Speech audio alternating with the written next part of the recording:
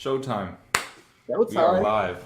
We are live. So We're officially live? Okay. we are live. So for everybody who's watching right now, or for the people who are watching afterwards, this man right here to my well, you're what side are you on? I Maybe the dropped out of right? school, bro. I I'm don't not know. sure. No, yeah. I don't know But either. this right here, this is the homie Levi Rose. Okay, he this man has been a very big part of my channel. Okay, you guys have no idea, man. Let me give you guys some context while we get some people in here. When I used to do public interviews, okay, when I used to do public interviews, this man was the cameraman for probably 60% of them. About 60% Oh, of them. yeah. I'm talking about in deep Ellum, Dallas, Texas, 40 degrees, 3 around o'clock nothing in but the drunk morning. people. Straight, bro, just straight Three drunk homeless people. people rushing us. Dude, it was. Bro, terrible. Terrible. Broke 19-year-olds just out here trying to make it. And now we've both leveled up. We have leveled up. But also, another thing, a lot of you guys subscribe to me for my self-improvement content. But you guys don't understand that this is the man that put me on to most of these things, okay? I didn't know what NoFap was until he told me. We had a conversation around, it was late March 2020. And he put me on game about NoFap. I decided to try it out. And then I was like, all right, maybe I should make a video about it, but I'm not sure. He said, yo, make the video. I made the video. My life hasn't been the same since. So this man has been an integral part of my success, and I am eternally grateful for that. I'm grateful for him being a real one since before YouTube was a thought. We've known each other since what, third grade? We've been cool since like fifth grade. Dude used to come over to my house like every other day to play Left 4 Dead and all Left these 4 video Dead? games, bro. So hey, man. Farmhouse finale? Oh my Man, gosh, they have no idea, bro. nope. They have no idea No about idea. that, bro. The late But nights where you're just trying to survive. I'm saying, bro. So hey, man, I'm gonna let you introduce yourself in whatever way you want to, and then we can kind of like get into some of the stories that we've had, give these people some game, Oh, yeah. and yeah, Oh, yeah. No, yeah, I'll keep the introduction short. I want to hop right into the content. My name is Levi Rose. I think it's important to say, like, I'm about to graduate college.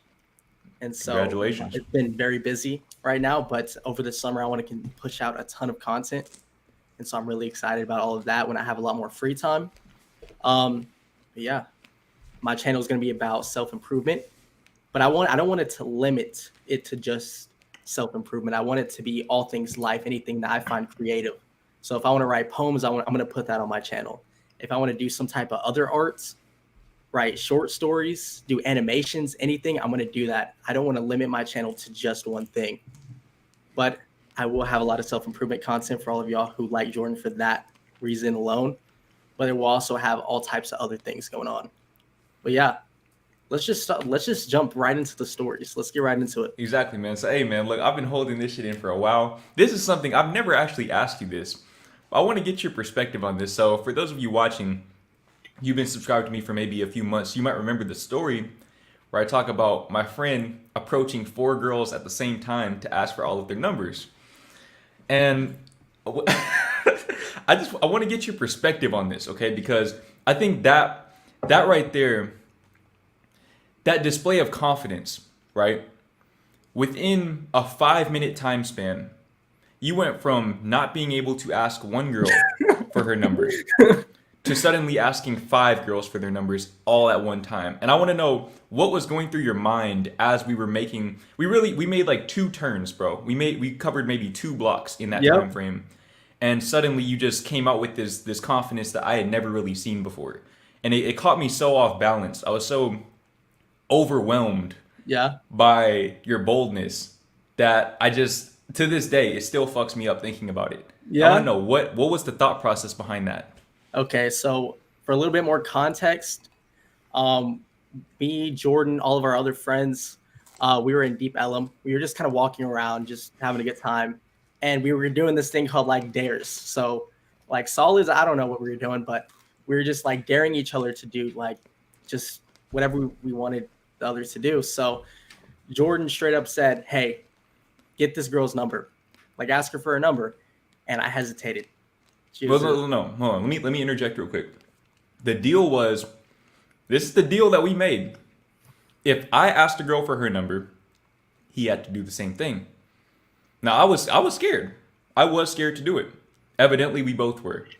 But proceed after you get your colonizer juice. Oh yeah, the GT Dave, Mr. Colonizer. So Jordan straight up said, "Hey, ask this girl's number." We were like walking like this, so she was coming straight at me. I was going like this, just almost like a regular sidewalk. I hesitated. I got scared. I whipped, and the deal was if you don't do one dare, you're obligated to do the next dare. And so Jordan could ask me anything, and I would have to do it. It was almost like that Impractical Jokers type thing. And Jordan, we walked, as he was saying, we cut a couple blocks, and we were on another street, still in Deep Ellum. And he asked me, "Hey, go and ask all of those girls for their number." Now look, when I asked you that, I was not serious. Okay, let me just put that out there. I didn't think you would actually do that. I was just saying that to bullshit around. And I want you to explain exactly what you did, bro. Okay. No, so Jordan asked me that. We were with my other friends, and they were getting tacos. I remember that. They were getting these street tacos. They were not really involved. Jordan asked me that, and as he said, he just did it in like a playful manner. He was just like, "Yeah, go ask all for their numbers." And I was in that mentality. Like, I had to do this. I couldn't whiff out. I needed to show myself I could do this and not hesitate. And so I walked over, and it was like Jordan said 4. It was easily like 6 to 8, maybe even. I couldn't. Well, they were in line, so I couldn't tell who was part of that group. No, yeah. So it was somewhere around that number, 6, 8. And I went up to them, and I was like, "Excuse me." No, that's not what you said. What? That is not how you approached them, what? bro. No. I remember very specifically. First, you clapped, and then you spread your arms out wide like this to assert your dominance over these women. And you said, "Ladies." You said, "Ladies." Hold up. Let me. I got this part. So I did. I clapped. I said, "Hey, ladies, excuse me. I need each and every one of y'all to get into single file, alphabetical order. And I need each of y'all to put your numbers into my phone." And when I did all of that, when I did the clap and I T-posed on them for a quick second, I got all of their T-pose is crazy. I got all of their attention. They were all looking at me, and they were taking me dead serious. And then when I did that and asked for all their numbers, told them to get in alphabetical order, they all dipped out. No, they started laughing. No, yeah, they started laughing and they started walking. And this is the crazy part. This is how I know Jordan is fake. Jordan's fake for this. He was like, after they walked away, I was like, "Nah," like I accepted it. I looked at Jordan. I'm like, "I got this. I did it." And he walked over to those chicks that were leaving, and he's like, what about my number? Like, give me your number." No, I was behind you. So I think maybe some of the girls left. Yeah. Some of them stayed. I only said these 3 words, bro. "What about me?" That's all I said. But yes, the only they all got. But no. The only reason why I did that is because I was so like, I had so much respect for the fact that you did that, and like the way that they reacted, I was like, okay, let me get rejected too. You know what I'm saying? That was my thing. So I was like, all right, let me get rejected. And I guess they say that like when you try, usually you get rejected, and when you don't try, and that was just one of those things where I'm like, okay, I'm trying to kind of like, I'm like, damn, that had to hurt a little bit. So I'm like, all right, let me like soften the blow a little bit and take some of the impact myself. And then I don't know what type of time they were on to have done that. Demon time. Because that was crazy, but like, that was just, I had so much admiration for the fact that you did that. I remember after that, we, was it you that I was with when I tried filming a video doing that same thing? I'm not sure. That might have been Mr. Maver. No, I think it was you, because we were in Deep Ellum and I had you crouching behind a wall. Oh my god! With the camera. Oh, that was creepy. That was hard to do. That was hard to do. I remember that, bro. We tried to do some candid type interviews in Deep Ellum, and he's like, "Bro, I need you to hide behind this wall and just peek the camera over. Just peek it." And I was like, "Yo, that's we're getting kind of like creepy about this." Jordan, like, and it was nighttime too. And he had me film over a wall, and he like went up to a bunch of chicks, asked for their number, and then the drunk guy came over. Oh man, I Yeah, forgot about that. it It was started these getting a white little weird. girls. It was a group of. Yep. It was like 10 of them, and they looked at me so crazy, bro. Yeah, Like it was I like, remember that. and then like when the guy came over, I was like, oh shit. I was like, yo, we You gotta were in there vacate the by premises, yourself. bro. That was crazy. For real, I thought they were That about to try to was jump me, boy. I proud. was about to start swinging. Dude, the Shit. thing is, we're fearless about it too. Like you came back, and I'm like, bro, like that was kind of crazy. And you're like, nah, Well, man, I was ready. the Like thing is, I wish the it thing was fun. is, when you're at that time, you know what my mindset was and how badly I wanted it. So it was like I didn't want to do any of that stuff. Yeah, Of course, I didn't want to go film public interviews, but that's just what it was at the time. I thought that was my ticket out of H&M to be able to like get this type of life where I can do YouTube full time. And that's oh why yeah, like I'm very big on like the people who helped me get to this point. I want to help them get to this point as well, because it's like we really all kind of came up in that same way. Like you guys really helped me. And something like I remember, bro, is like when I first started like blowing up, and I would go like we go to the park, and I'd just be sitting there replying to comments and shit, bro. And like like internally, I'm kind of like I'm going crazy. Like this is really cool, but I'm not like you know what I'm saying. Like you really kept it real with me through all of that, because I remember something that you told me. You said like, yo, your content is good, but you need to have big brother energy. You need to implement big brother energy. And I didn't know what that meant at the time. And it frustrated the hell out of me. It's like, what is he talking about? And I was trying to get you to elaborate on that, but you wouldn't. You're just like, it's just big brother energy, bro. Like you just have to like, what does that mean? I was like, all right, bro, I'm gonna just, keep progressing. But, it's very important to have people who keep it real with you, no matter what level you get to. You don't want to have a bunch of yes men around you of who are course. just gonna feed your ego all the time. Like this man in particular will humble me. He will humble me. Like if I need to be humbled, he'll humble me with no hesitation. No, yeah, no, and the same goes to you. I mean, even though Jordan is blown up, he's this big celebrity now, written books, over 100,000 on YouTube. Like he still keeps it real. Like he doesn't try to act like all high and mighty. Like if I need someone to talk to, like he'll answer the phone and we could talk. So even though like I might keep it real, like he does it right back. And it's just been crazy seeing you like you go on this journey through YouTube, writing books and doing what you find passion in, and still seeing you like be your authentic self without giving yourself up. Having this new, lavish lifestyle. Have your own apartment, got You got a an nice apartment too. car. A little bit. You Different. got yours before I got mine. No, yeah. But yeah, you got it nice. But you still kept it real and you've been real. So that's the same goes to you, man. No, for sure. I appreciate that. And something that the reason why I'm so confident in this man Levi to be successful on YouTube is because something I've noticed about him. Whenever he locks in on something, he locks in like nobody else that I've ever seen. Okay, and I think the best example of this is basketball. Okay, Oh my when we gosh. first got into playing basketball, probably around freshman year of high school, I was a lot better than him just because I was just more naturally gifted at it for whatever reason. A few years later, bro, by about senior year, he was better than me. Okay, you wouldn't know it by looking at this man, but this man is like nice, bro. He is nice when it comes to hooping, bro. Like he's like a Chris Paul light. Chris Okay, Paul. Chris Paul 2.0. You have that type of game, and another guitar or just music in general, just out of nowhere, bro. He just like he comes to the park. I bring my guitar. He's just playing songs and shit. He's talking about like the notes, like he can like read the music in his head or something, bro. I don't know. He's just different, bro. Like when he locks in on something, he becomes really, really good at it. And he's kind of like he was always kind of that person where when I look at him, I realize I don't have any excuses. I don't have any excuses at all. It's just if you lock in on something and you focus on it, you're going to become good at it.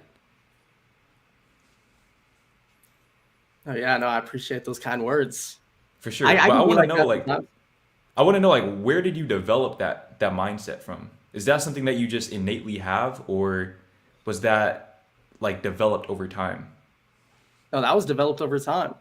That was definitely developed. It's just when you come from like a certain background, where you don't have everything, you just kind of develop that drive to get all those things you want because you weren't given them.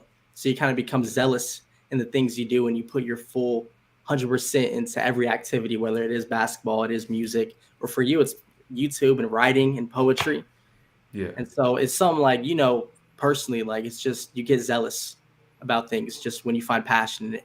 And so it's something that develops. Now, you're not born with that. Michael No, for Jordan wasn't sure. just born a killer. He Hey was man, made into a killer. some people are maybe. I don't know. No, yeah. But I know that like I feel like a lot of that is kind of developed from a place of pain a lot of the time, but over time that pain becomes passion and The that pain becomes your becomes new pleasure. vehicle. And hell no. I mean, in a sense it can, but you find fulfillment in the process of doing whatever it is that you're doing. And that's a beautiful thing, man. When you make that transition of like being able to do something because you just genuinely love to do it, not because you're trying to prove that you're better than other people or anything like that. But I've seen you like really growing up, you were better than me at like I remember one thing that used to always piss me off, bro. You were always better than me at video games. Oh my Like no matter God. what game we played, and I was always pretty good at video games, but you were just always better. And it would just piss me off, bro. Like when we play GTA, it's like fuck, man. Like when you join the lobby, I'm in God. passive mode because or I'm staying in my apartment because I'm you're gonna fuck my kill death ratio up. Dude, we were tryhards at GTA. Like Jordan and I, like y'all don't even know the amount of hours we'd put grinding. Like what Battle Royale? Coveted, What is it? Royale coveted, Rumble, coveted, and coveted rooftop Rumble, rumble, bro. rooftop Rumble. We would just like find all the glitches, how to like make as much money as possible. I'd be in my Hydra jet. I was one of those guys. I'll just be in my jet, flying around the lobby and just murdering people just to get my kill death ratio up. This man was a straight try hard, Like, we bro. were straight tryhards, and Jordan was the same. Like he tries to be all like humble about it, but his kill death ratio was 2 as well. No, but like I don't know. It was okay. It was 1.8. I was more apt to like troll people though. Like I like fucking with people, but you were just like good. Even like when we started playing 2K, bro. This is something I'm still mad at you about this too. Actually, I want to get this off my chest real quick while you're here. Um, so I don't remember which 2K this was, bro.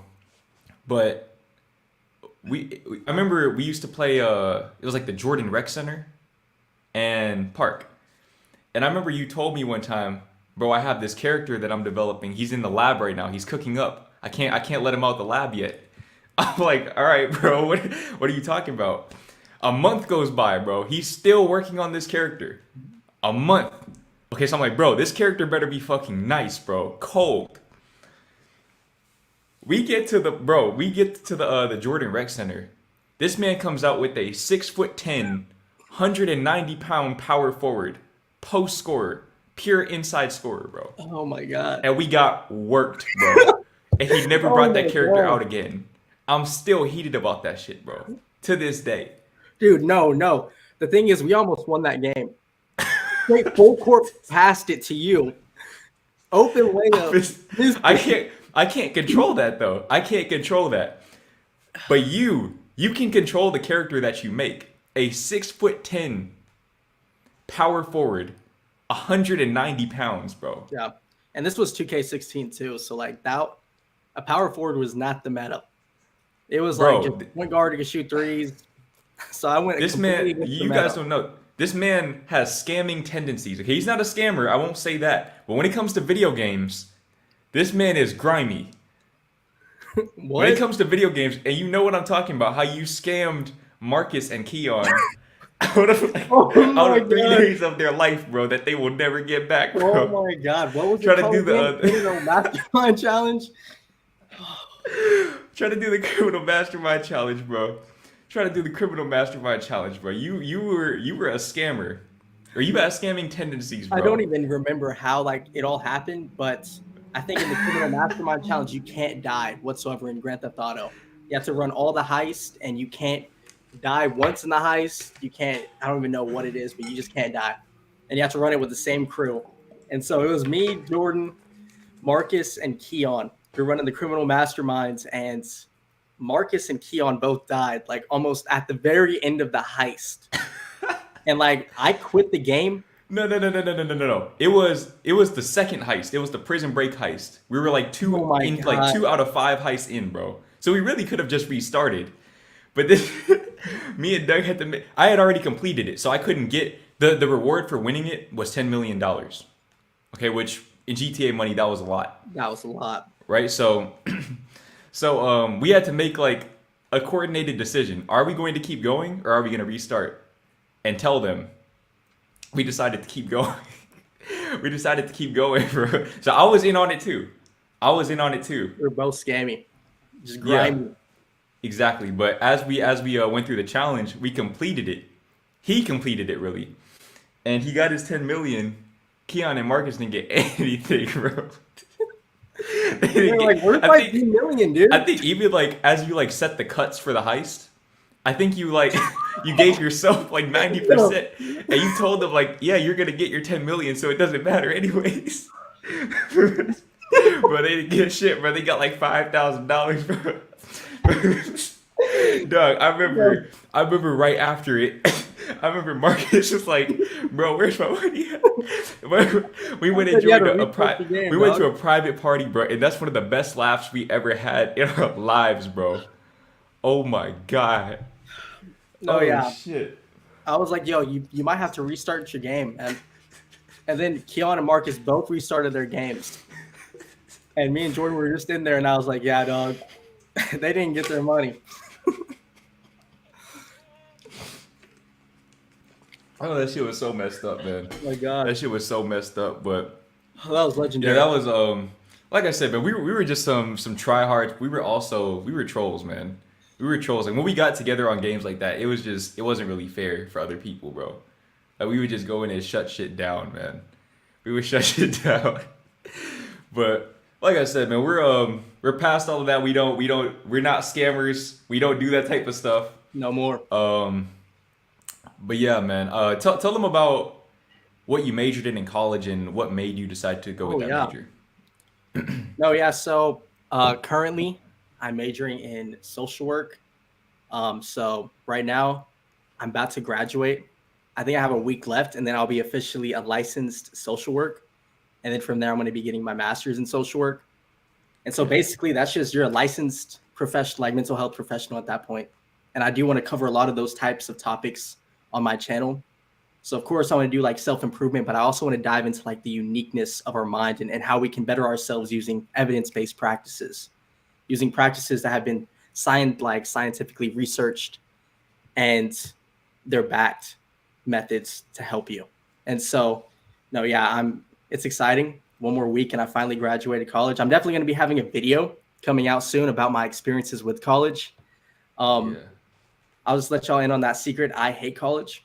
I really do. Really? Yeah, no, I hate it. Hate is a strong word. It is. I very much hate it. I'm going to go into more detail on why I hate it, but I'm also going to talk about the pros and cons of the college and also tell you a little bit about the college I went to, because it could have just been the college I went to. It is a PWI, a private white institution.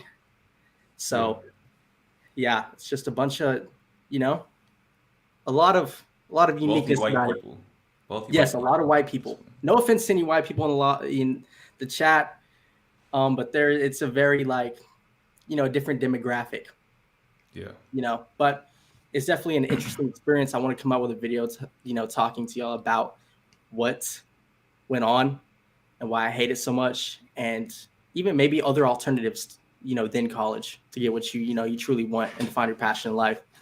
So yeah, and plus I think with my major. With me being a licensed, professional, I'm definitely gonna have a lot more to talk about in terms of like the mental health going on and how we can, different topics regarding mental health. And I'll have a unique perspective on that. Yeah, we can always use more of that for sure. Oh yeah, no, I'm excited. I'm excited to release content like that. I want to release all types of content. Man. I'll be tuning into that video. I wanna touch bases with you feel like an interviewer right now. I want to Oh, touch no, bases yeah. with you about your artistic side, right? In terms of writing poetry and just being a creative, because I feel like that's something that growing up, I know I wasn't really tapped into that, and I didn't, at least from the outside looking in, I didn't really see you, indulging in things like that. So I want to know, how did you develop or discover that side of yourself? The artistic side, Yeah, man, that's a good question. That is a very good question. It's honestly just through experience. Like you just, and you know this very well, and I'm sure all of you on the chat, if you've been watching Jordan's channel and the videos, you'll kind of come to understand it's like a compulsion. The best way to describe how I found that like artistic vision and that creative vision I want to now pursue. Um, so it's really like you just kind of get that compulsiveness, like, oh, I want to do this. I just want to play some music. I want to get a guitar. Seriously, I was watching I think Melanie Faye. She's this like famous guitarist, Instagram guitarist. She does all types of neo soul. And I was watching her and I just had that thought pop in mind, like, I want to get a guitar and I want to play with the type of creativity that she is playing with right now. And so that very next day, I went up to Guitar Center and I bought this really nice like turtle or like green Fender. It was amazing, and just having that like experience of getting to do that and having that compulsion. I remember like we were working at IHOP at the time. We were yeah. there, and I Oh spent my all that gosh, money forgot I about that. grinded on at IHOP to get that guitar. But it's a compulsion when you kind of get to that artistic and developing your creative side. And so, yeah, no, that IHOP money bought me that. Yeah, man. I Shout don't out to know, but we IHOP. got humble. We got humble Shout out to beginnings. Kareem and No, yeah, Joel. Kareem, Joel. Yep. Shout out to Yeah, we Joel and got humble Kareem. beginnings in IHOP. Once we You both did. turned 16, we got IHOP, bus boys, no tips, Man, straight they did minimum us wage. grimy, bro. They did us really grimy at that job. Oh For yeah, sure. and the When I worst think about the part, pay, they were taking out like what 40 cents out of our hour, so we can get food there, and our I budget didn't was even like, eat there, bro. anything over like $9. That shit Yeah, was no, it was straight terrible. grimy. That was one of the worst jobs you could probably get in retrospect. Oh But yeah, I think something that looking back on it, there were a lot of experiences that me and you shared that would have been terrible had we not experienced them together. Because I feel like there's something to be said about suffering together with somebody. oh yeah. It just makes the experience that much more memorable. Like, Enjoyable. for example, I've talked about this a few times on my channel, but taking the Greyhound bus to California, I was with him when we did that. Yep. It was really, we only went there because of him. He's the one who said, he just calls me out of the blue one day. Yo, Jordan, how you been? Just small talk. Trying to go to California? Like, what? What do you mean? Like, you trying to see a Childish Gambino concert? It's gonna be his Like, bro, I last don't even know any of concert. his No. songs, but fuck it, let's go. Yeah, no, we greyhounded there. What 36 hours? Uh, that was definitely a fun time.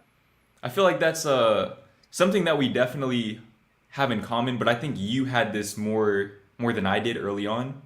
Was we're kind of adventurers in that way. Yeah, Like we're up to that challenge to just embrace uncertainty and just go and do things that other people wouldn't necessarily want to do, but we'll do them solely for the sake of the experience. yeah, And I think that's probably something that I picked up on from hanging out with you.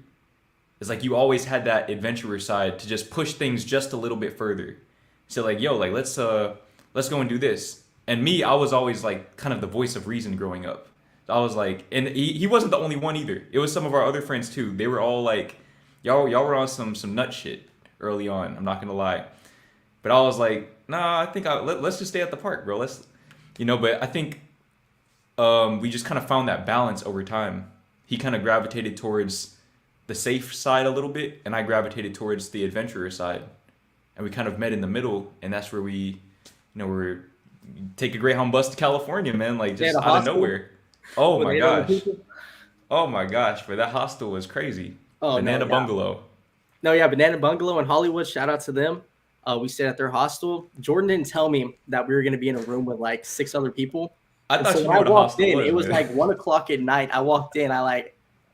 I let out like one of those like stretches where you yawn really loud, and I put on the Oh lights. I shit. was like, yes. And there are people in bunk beds sleeping. Like I About immediately about turned off the 15 of light. them. Boy. I was like, what the hell, Jordan? What did you just get us into? Well, one bathroom. One bathroom, 8 people sharing, straight filthy. People were leaving their Hey, hair in the bathtub. it was $30 a night though. Oh, it was cheap. It was That's nice. all we could afford. So hey, we took it. We took it and ran with it, bro. Oh yeah, and it's definitely one of those memorable stories. Going to California off an impulse with so many things. We went to like Childish Gambino's last concert. Where else did we do? We walked Man, up the hill to the Griffith. dude. Oh my god. I'm still mad at you about making me do that too. Oh God. I'm still trying to find it in me to forgive you for making me walk up that fucking hill, bro. And it wasn't like we just walked up the hill. We walked from the hostel like a mile or two in the other direction. I got groceries. I don't know why I did that shit, bro. I got Oh, the groceries. Joes. I fucking carried them another like 2 or 3 miles and then went up Griffith Observatory in some vans. And bro, like I just remember that last day we were out there, and we just went to the library and stayed there for like 8 hours, bro. We were so Oh, tired, dude. bro. Yeah, we read some books, chilled there at the library. It was no, yeah, we were tired. Oh my gosh, no money. We were broke at that Man, point. we made that shit work though. Oh no, We yeah, we made that did. shit work. I think. Have you been back to California since then? No sir. Man, I you know gotta you you have. gotta experience it the other That's way. your dream. Yeah, man. I'm going back out there again this summer. You said you want to move Uh, there, right? yeah, for sure. It's on my vision board. I have it on my vision board now. But I think that you have to experience that like in another way now, because California is completely different when you like have a little bit of money to spend and you can stay in a nicer place, you could rent a car, things like that. Completely different than riding that sketchy ass train Oh my and the bus god. and all of that, Oh bro. my god. Having people pressing you, bro. Oh my gosh. No, yeah, we were in the train, we were in the subway, and it was just like me, Jordan, and this guy who looked like, that one NBA player who has no eyebrows, no hair. Charlie Like, Villanueva. yeah, Charlie Bro, that's Villanueva. crazy. He was like, we were all there, and there was another passenger. He was like, what is it called? He was Pacing. going up and down the aisle, and Pacing. he's like, yeah, he's pacing. He's headbutting the window. Like there's blood coming off his forehead, and he's like punching things. Jordan's on his phone, like he does not care. But I was like, it's not for me, man. It was definitely a sketchy experience. Not the But type of yeah. California I want to experience No, again. yeah, you were sketched the hell out, man. From the moment we got off the bus and we were walking through downtown, I remember dude, you were like, you were spooked, bro. You were definitely spooked. No, But for I feel, sure. I find that weird though, because I feel like you do things that I myself would not do. I remember you would just tell me, "Look, man, you guys, this man has so many stories, bro. And he's such a good storyteller, such a good storyteller, bro. But the stories are so crazy, bro. And he just gets himself in these situations, bro. Like you told me that you just like go out for runs at 2 o'clock in the morning. I'm like, why would you do that? But that's just what he just does that, bro. He just does shit, and it makes for really good stories. He learns really valuable lessons, like not to go out running at 2 o'clock in the morning, Oh yeah, that was. and and just like just little things that can be very insightful. A lot of very like paranormal experiences that, Oh that are my just like gosh. I said, super entertaining to listen to, man, but really insightful if you read between the lines. Oh no, for sure. I definitely want to touch upon all the different stories I've experienced. The stories I have with Jordan, my friends, the stories about California, the stories about the paranormal. I want to cover everything and anything. So it's definitely been a crazy ride so far, and I plan on making it as crazy as I can. Just living Yeah, out this life that you only live once. So why live exactly. again? Exactly, bro. Exactly. And like I said, I think you've always kind of had that adventurer in you. Oh And yeah. I also feel like just to circle back to, the artistic side, I feel like you had an appreciation for art. way before I did. Like you put me on to, you definitely put me on to Frank Ocean. And I am eternally grateful for that. What? Yes, you put me on to Frank Ocean. Really? Yes. Well, I think I had heard Thinking About You. That was the only song I had heard by him. You put me on to Nights specifically, which is Oh now my one of my god. 5 favorite songs of all time. Legendary. Yes, bro. But like at the time, I didn't understand it yet. I feel like to really appreciate Frank Ocean, you have to have some type of, you have to be in tune with your artistic side to understand where he's coming from. Because if you take it at face value, it's kind of unconventional. But like you just had that within you. And like I want to know, was that something that you always had? Like is that innate or is that something that you just developed through life experiences or both? Again, kind of circling back around to like that compulsion that all of y'all have definitely felt at one point, and you, of course, Jordan, you definitely have a compulsion to make art, to Yeah. seek out creativity, to pursue your passion. And that's the same way with recognizing art. When you are in tune with that compulsion, that passion that you have, you begin to recognize other people's passion as well. And so you get to recognize, like, now, Jordan, like with you, you got this YouTube channel, you've written books, you've really tapped into that stream of conscious that you get when you're pursuing that art, that now you recognize when other people have their streams of consciousness where they're just making this absolute beautifulness. And that same goes with Frank Ocean.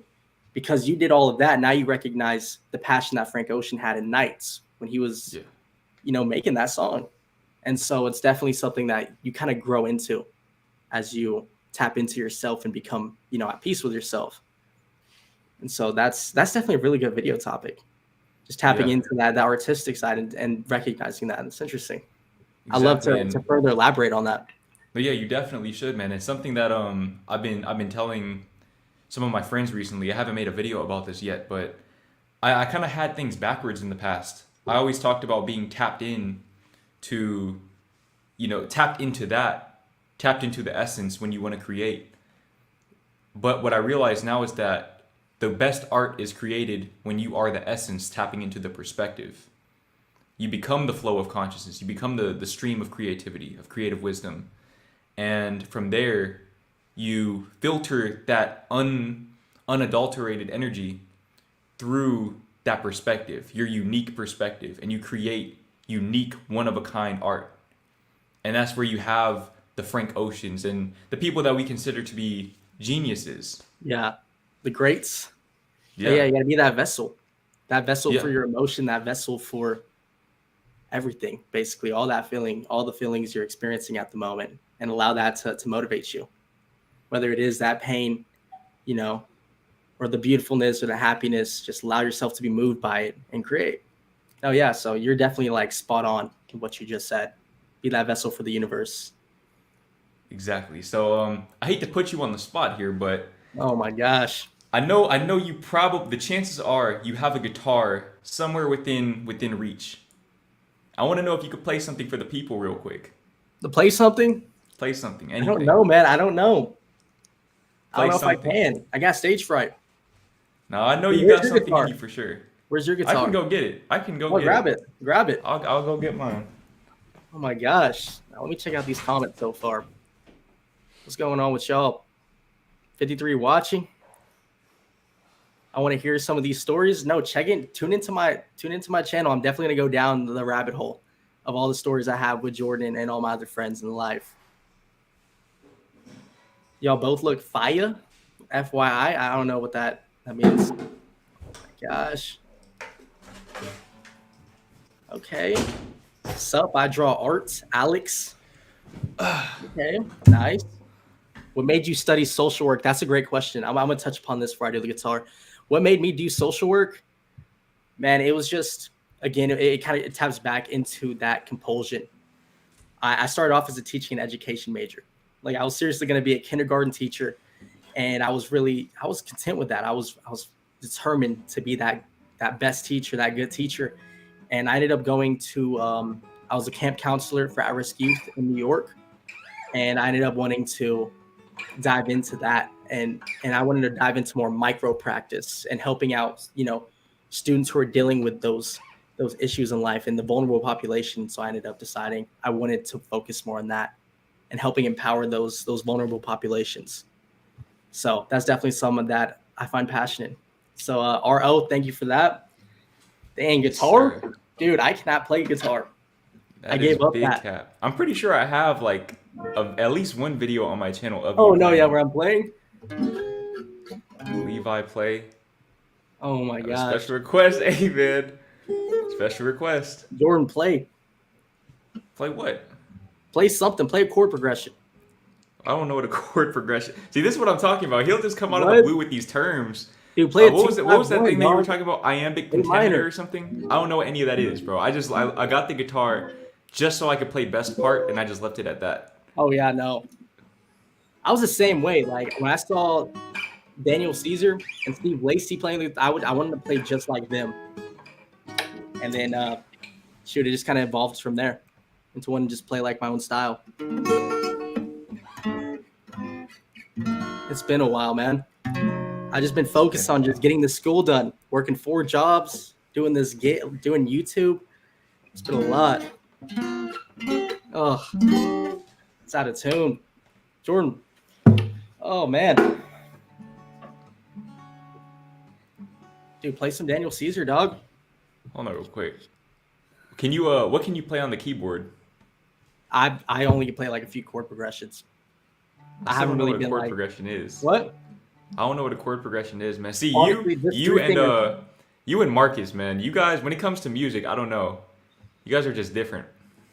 Oh no, yeah. Honestly, Marcus, he makes me a little Dude, he's jealous crazy. sometimes.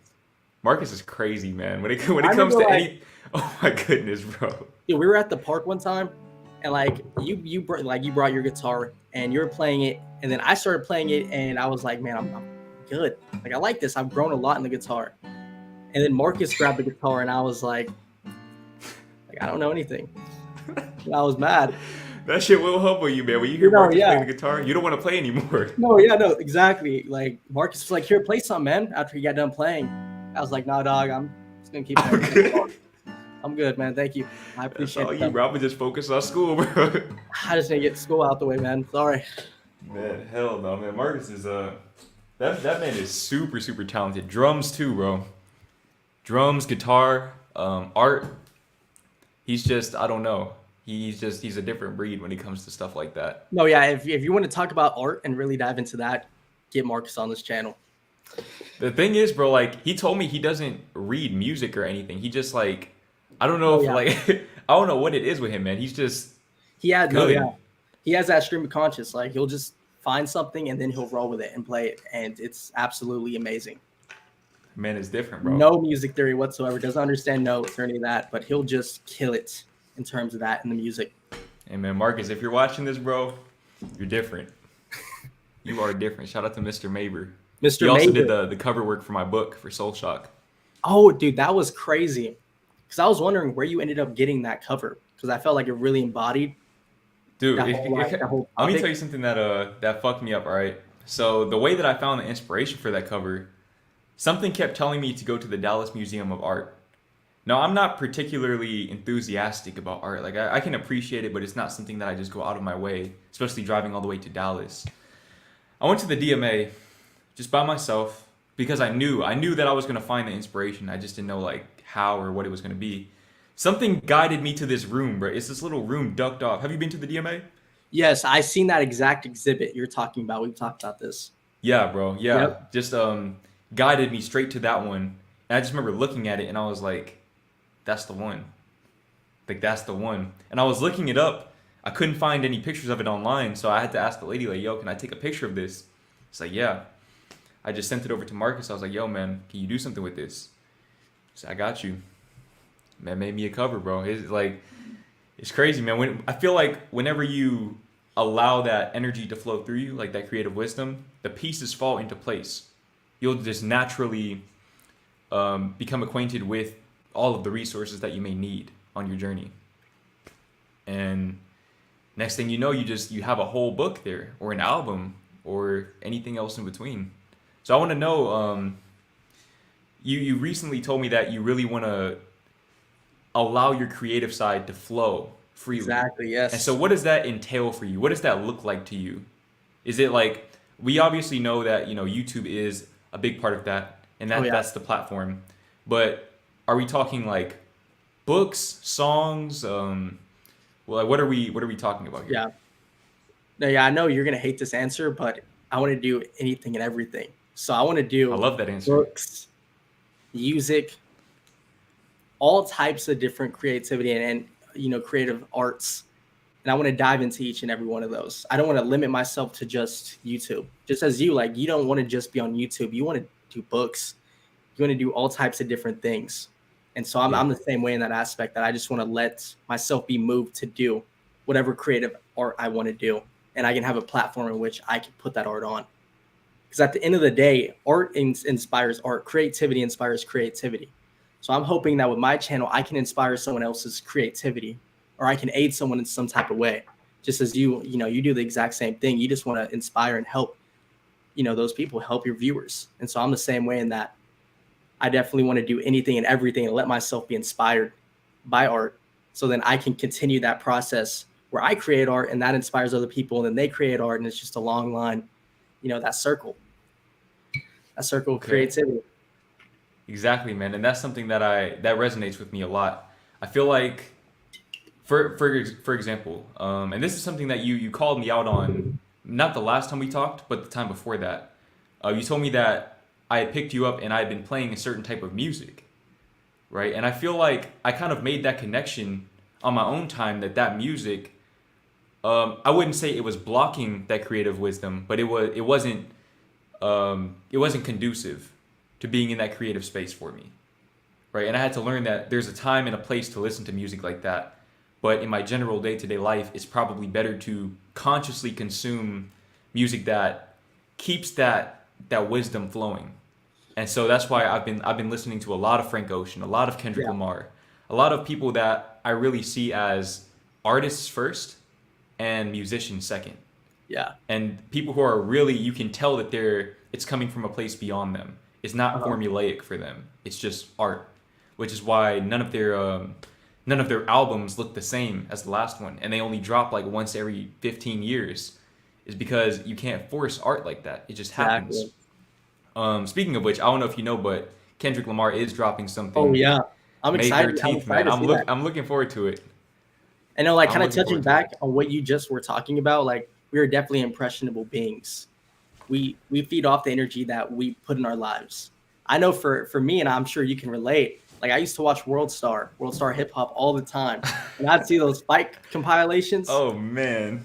and I would just I'd get like I would be fueled, with that violent energy. I just want to express it. I don't want to fight other people. Yeah. And so, you're constantly being influenced by different energy around you. So if you're watching World Star Hip Hop, just fight compilations, fight comps, you're gonna feel that energy and that violence. You're gonna want to act on it. But if you're listening to, people who you find are artistic and who are putting out good energy, you're gonna absorb that good energy. And so really it kind of just comes down to a game of energy at that point, and letting yourself not be influenced and inspired by the energy you don't want to be inspired by. So 100%. I actually have a question for you about that. I've been thinking about this a lot lately. Why do you feel like people are drawn to violence? Like, why is it that when you see that fight video pop up on your recommended and you want to click on it? You want to click on it. There's a part of you that says like, "Yo, watch oh yeah. that." What do you think causes that? Honestly, that's a great question. I think your answer would be just as good as mine at this point. I just think people, they're attracted to that. I mean, they're attracted to that violence. Like there's a certain energy around it that you're attracted to. And it's not a good energy, but it's an energy nonetheless that you kind of want. I mean, mankind will always have wars and will always have peace. It's just a cycle that will constantly repeat. And I can't tell you why we constantly have those wars. Of course, there are differing opinions, different ideologies that fuel those wars, and then it kind of gets to the point where it's almost like them versus us, and it's polarizing. Um, but there is on the spiritual level, I don't know why we're attracted to those fight comps. Why So we I want to have watch that? I have a theory. This is just something that I kind of just now thought No, of. throw it out, throw it out. I do feel like people, when they watch these fight videos, they live vicariously through the people in the videos. Oh And a yeah. lot of people are addicted, whether they know it or not, they're subconsciously addicted to suffering. Oh, And when you develop that addiction to suffering, because a lot of they think that they're avoiding suffering in their day-to-day lives, but they're actually actively seeking it out yeah. because that's their comfort zone. Exactly. They find security in their suffering. Um, I was thinking about this yesterday too. A lot of people think that money brings happiness. I think for a lot of people, poverty brings happiness. Poverty actually keeps them happy because that's where they feel secure. They feel Exactly. Yeah. comfortable in their situation. You know, if you gave them $1 million, it would be overwhelming to them. They wouldn't know Yeah. how to process not even the money, but just the shift in paradigm. And Yeah. that's why a lot of people they get rich, Oh especially if they yeah. get rich quick and they blow it all. You know, you see a lot of athletes, man, they get that contract. Yep. They come from the slums, but they come from poverty, the projects, and they blow all their money because that's their comfort zone. They subconsciously want to get back to that. So I think in the same way when people seek out violence, it's just them trying to perpetuate the suffering that they've made their home. You Oh know, yeah. their default state of being. And And we, whether or we not yeah. like whether they live vicariously through, you know, the winners or the losers of the fight, they're living vicariously through those people. And just through the energy that you were speaking about earlier. It's a very powerful energy, a very potent energy because it's backed by passion. You know, and passion is something that will always resonate with people.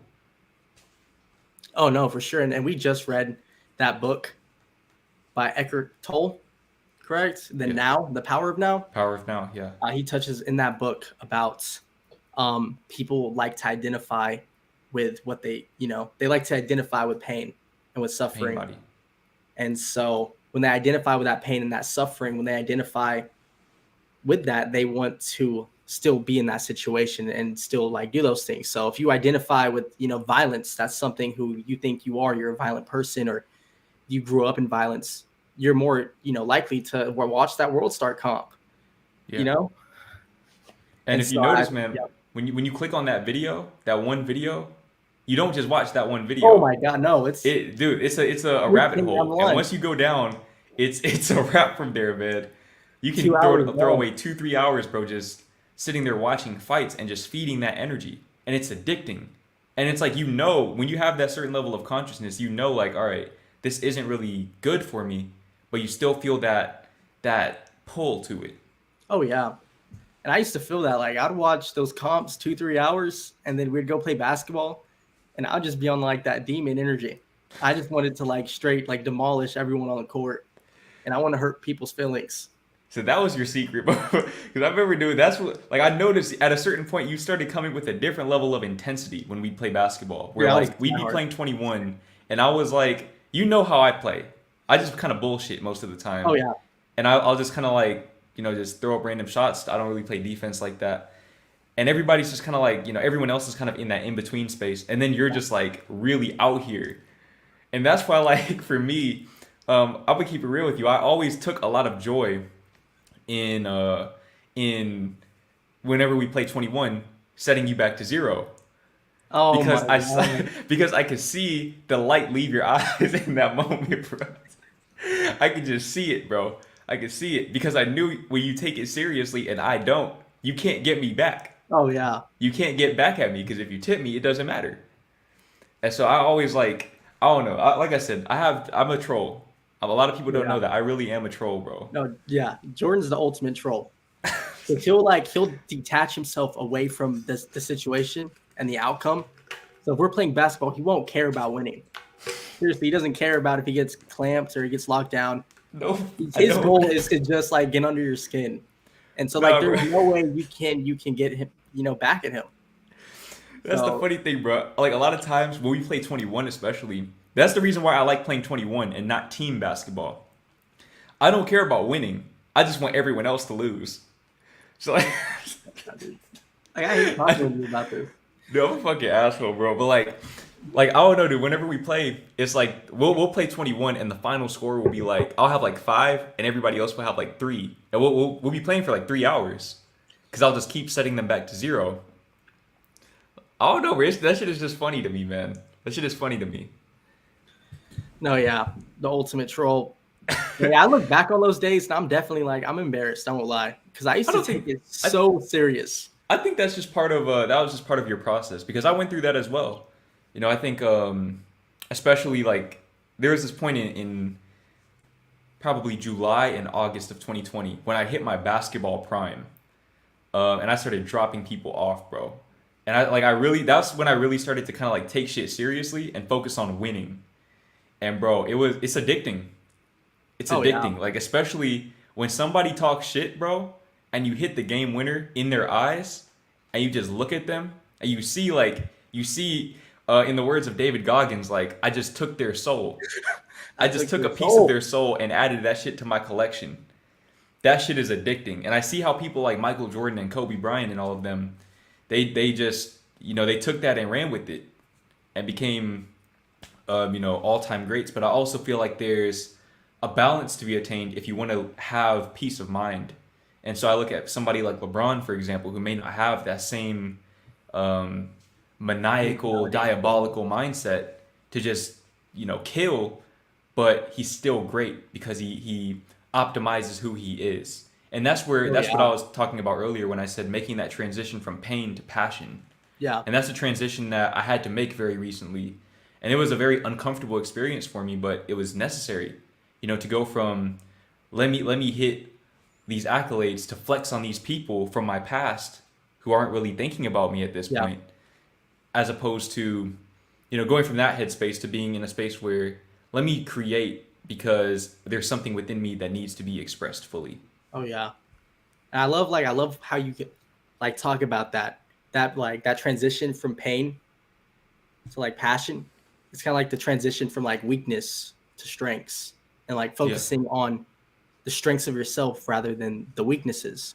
So yeah, kind of like you were saying, like that mentality that I want to show up everyone. I want to show all those people who didn't care about me in high school that like look where I'm at now. I'm yeah. driving a BMW, nice ass apartment, like making bank.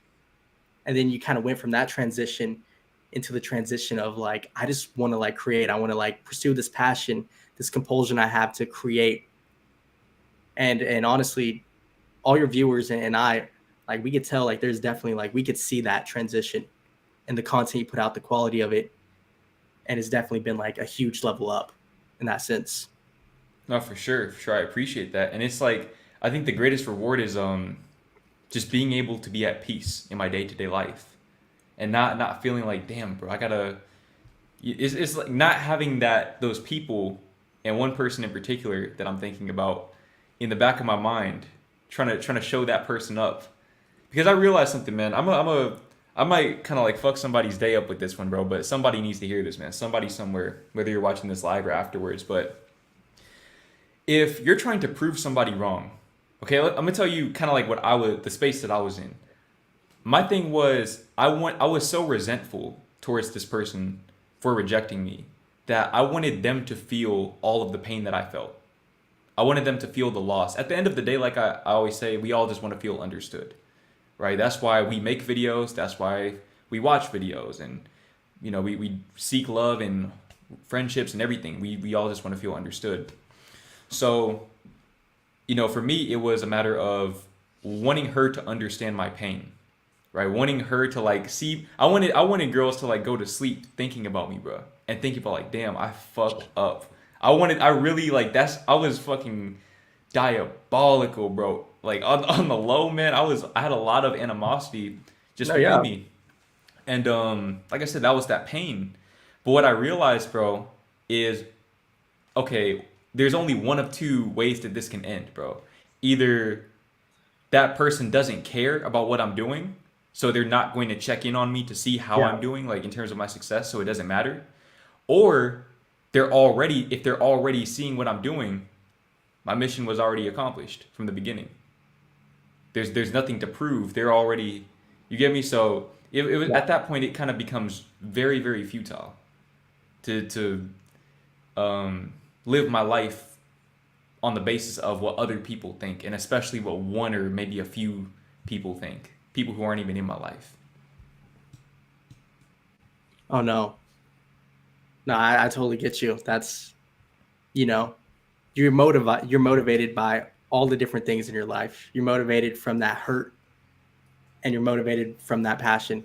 And so, there's always a good balance of allowing yourself to be motivated by what has happened in your life. Whether you grow up from poor circumstances and you want to seek a better lifestyle, or do you want to grow up to be the best in what you do? Merging those two worlds of, hurt and what your passion is, creates that foundation for a prosperous career, for a prosperous journey, being able to do what you want to do in life. And so I think you touched upon it great. Yeah, I appreciate that.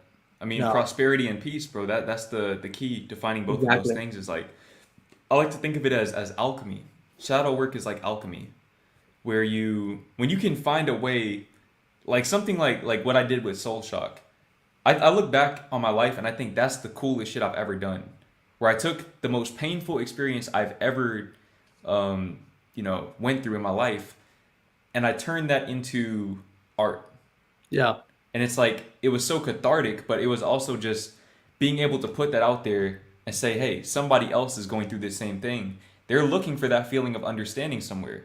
And so they're going to be guided to go and read that book, and it's gonna fuck their whole life up, man. Oh, yeah. They're not gonna see things the same way anymore because they know they're not alone. And I've already gotten those emails and people reaching out to me about that, and that's really cool to me, man. Like that's, as much as I love YouTube, that's an even greater sense of connection right there. Oh, But yeah. speaking of that, I saw this comment earlier from somebody. Hold on real quick. Just a random person. What about poetry? So we both, everybody watching this knows that I write poetry. My man Levi right here, he writes poetry as well. So do you have any poems that you want to share? Oh my gosh. Dude, Yes. I know Jordan kind of hinted at it. I don't know how much he wants to, talk about it on live stream, but he's written a lot, these past couple weeks since he took his break off YouTube. I recently crossed the 100 poem mark for this month. Yep. 100 poems for the month, bro. No, yeah, that's crazy. In 1 month, you wrote 100 poems? Over 100. Oh my gosh. Starting from today's the last day of the month. So yeah, starting from April 1st, I wrote over 100 poems. Oh, dude, that's insane. So you must be having like some crazy creativity Bro. patches.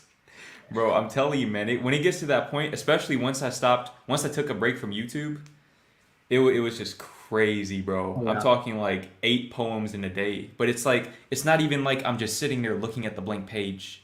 It's just, I okay, I'm gonna ask this and I'm gonna answer it first, and then I want to hear your insight, because I know everyone has their own creative process. Oh, go So ahead. whenever the inspiration for poems hits me, it'll start off as a concept, right?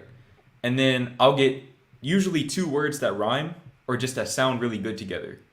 And then I'll build out 2 lines in my head. And then from there, I just go and write the rest of the poem. So what is that process like for you? Like how does it usually flow to you? Is it like all at once, or is it more of like mine? No, dude, it's crazy. It's almost a vision when it comes to like the creative process. Like I see it. Like it will hit me, like that feeling that drives you, like it will create this like very visceral image that I could see. And I'll just kind of create the poem from there. Like so I have a vision of like the feeling I want to create when I'm writing a poem or I'm creating a song. There's a feeling I want to create. There's a certain emotion that I want the person to feel when I'm creating it. And so when it comes to that creative process, it's almost like I won't have those 2 words that rhyme. It will just be like my hand starts just writing by itself. And from there, I'll just start to try, if I want to make it rhyme, I'll look up words. I won't lie. I'll look up, rhyme zone, There's just nothing look wrong up with words that. that Nothing rhyme. wrong with that at all. But also sometimes it'll just be automatic, and I'll knock out a poem in 5 minutes. I know for like the first video on my channel, Black Butterfly, that was something I wrote seriously in like 3 minutes. I was at work, and I would just pulled out my computer and I just started writing, or I just started typing, and it kind of just hit me. And I wanted that to be the first video that I ever put on my channel, because what it resembles is something much more than just, a butterfly coming or a caterpillar going to that butterfly stage. You Yeah. know, and Jordan, you know it. You know what butterflies Oh symbolize. man. It's a new beginning. Yeah. And what's I crazy know all is, about that. no, yeah. So what's crazy is like when I like wrote that poem, like I was inspired like just a couple of hours before I was having this mindset where I was walking to class and I was thinking like, am I really like, is this something I really want to pursue? Do I want to do YouTube? Do I want to do this? How do I want to like continue my life? You know, is this a new beginning? And like a black butterfly like flew right across me. A And real like I bat, just, they're like an actual black butterfly. yes, actual black I butterfly. didn't know those existed. No, yeah, and I just knew it was divine. It might sound crazy or just some weird like spiritual Not to me, man. mumbo jumbo. Just, oh yeah, a black butterfly. But it flew across me. I knew exactly what it meant. And I ended up writing a poem. And I ended up looking it up, like what does a black butterfly mean spiritually? And death is, or a black is usually a symbol of death, you know, a passing of something. And a butterfly is usually the beginning, you know, Yeah. like the metamorphosis. And so I found it like just like crazy, that juxtaposition of having a black butterfly with new beginning, like the end of something and the beginning of something new. Yeah. And I just knew like this was it. And even last night, I was going through like this. I looked up a video on manifestation, 10-minute video. I listened to it and I was like, I needed like affirmation. I was like, do I really want to pursue this? You know, is this what I want? You know, I wanted to manifest, you know, success in my passion, my career, and in YouTube. And I have this thing on my computer where, you know, when I first log into it, it will have a different image displayed when I'm logging in. And it was like trees, you know, waterfalls in the beginning. And then right after I did that manifestation, I turned on my computer. It was a straight butterfly on my screen. Man. And I know it sounds like just so dumb to like the average viewer. But when you're tapped into that conscious, when you're tapped into that creativeness, like you understand there's, you know, the coincidences that happen in life, the little what is it, synchronicities? Synchronicities. Yeah, so you see those. And that was definitely one of those things in life, one of those things that, you know, the universe was trying to tell me. So I'm definitely here to stay. Definitely here to stay. Not for sure. And you But guys yeah. can go in and check that poem out on his channel, Black Butterfly. I actually watched it. Oh yeah. I think it's really interesting how you broke that down, like the juxtaposition between a butterfly, the new beginning, and the black. And I think that's, you know, obviously like taking that at face value, it could be like, you know, with every ending comes a new beginning. Yeah. Or like you have to let go of what you have in order to receive what it is that you desire. But for some reason, whenever you said that, the first thing that popped in my head was on nights when that first transition Oh happens yeah.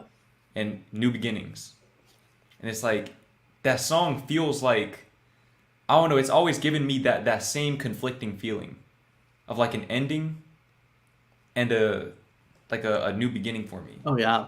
Like it's always felt like a very refreshing song to me. So I don't know. It's just kind of like I said, it's beautiful how art. I feel like this is something that I'm a genuine believer in. I think every piece of art ever created all points back to the same one thing. Every book ever written, every poem ever written, everything all points back to the same one underlying truth in life, which is oneness.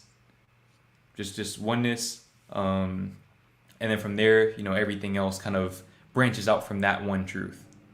But I'm gonna share a poem that I wrote today. Hold on real quick. I wrote this one Okay. this morning. Let's I wrote hear this it. one this morning.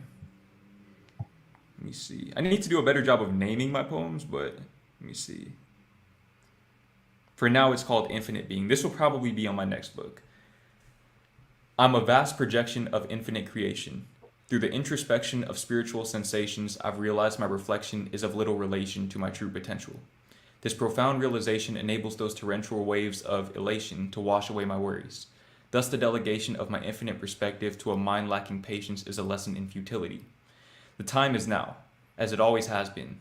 The questions of how, even more so when, are answered at the source of their very existence. If your soul stays the course and lets go of resistance. So that's kind of like the headspace that I'm in right now, generally speaking. Like, it all points back to that one, like that inner essence Yeah. that connects us all. Some people call it love, some people call it God. There's many different ways of explaining it, but it's just the thing that enables you to see yourself in other people and to know that you aren't your personality, you're not your body, you're something beyond that. Dang. Okay, Jordan. Just throwing out the wisdom just for free. No, that's crazy. $3.99. $3.99. $3.99. I got you, man. No, that was good. So like that creative process all starts from just like 2 words, just like that rhyme. Yeah, I think for that one, it just, I don't know, it was just a concept. Because I was thinking about just how I've tried to limit myself. I've always been the type of person who was very, like, well versed. I was good at a lot of things, but I was never great at anything. And so I always tried to, like, pigeonhole myself to, like, because, you know, anytime I do something, I'm not at the top of what I'm doing. And so it always kind of messed me up because I'm like, damn, like, I just want to be great at something. What I realized is that maybe I have such an expansive perspective for a reason. And that is my greatness. Yeah. The more I embrace that, the more I find true greatness. So, you know. No, I totally got you. You know, as Jordan was saying earlier, sometimes like you can get like zealous over things. And I know for me, like I would be like hyper obsessive in anything I put myself in. So if I wanted to learn music, I would be hyper obsessive. Like for 3 months, I'd study music theory. I'd do all the different exercises, the scales. With basketball, I was doing dribbling drills, you know, the spider between the legs, all types of those things. And the same goes like right now, I'm becoming like hyper obsessive over YouTube and like creating this content and like really finding out ways to like be creative in such a way that appeals to the viewers. Yeah. And so it's like sometimes like I'm sure you understand, like you have this, like you write this amazing poem, but like people really can't understand it because it's like all you. It was like you speaking your own language to yourself. Yeah. And so I'm kind of trying to figure out that middleman of speaking my language to myself and speaking my language to others. And so no, I feel you on that. I feel like the middle language is storytelling. Oh yeah. Just being able to tell cohesive stories, which is that's why I like writing books, is because it allows me to take these poems that individually may not make sense to somebody who's not ready to receive the message, but it allows me to lay out all of the groundwork for them to see how I came to that conclusion. Because to somebody who's not versed in spirituality, the poem that I just recited, they're not going to know what the fuck I was talking about. You know, they just don't understand that because they're just not at that place. But when I lay out all of the groundwork to, you know, show them like, this is how I got here. And also something that I want to do in my next book is really utilize metaphors and symbols to a greater extent.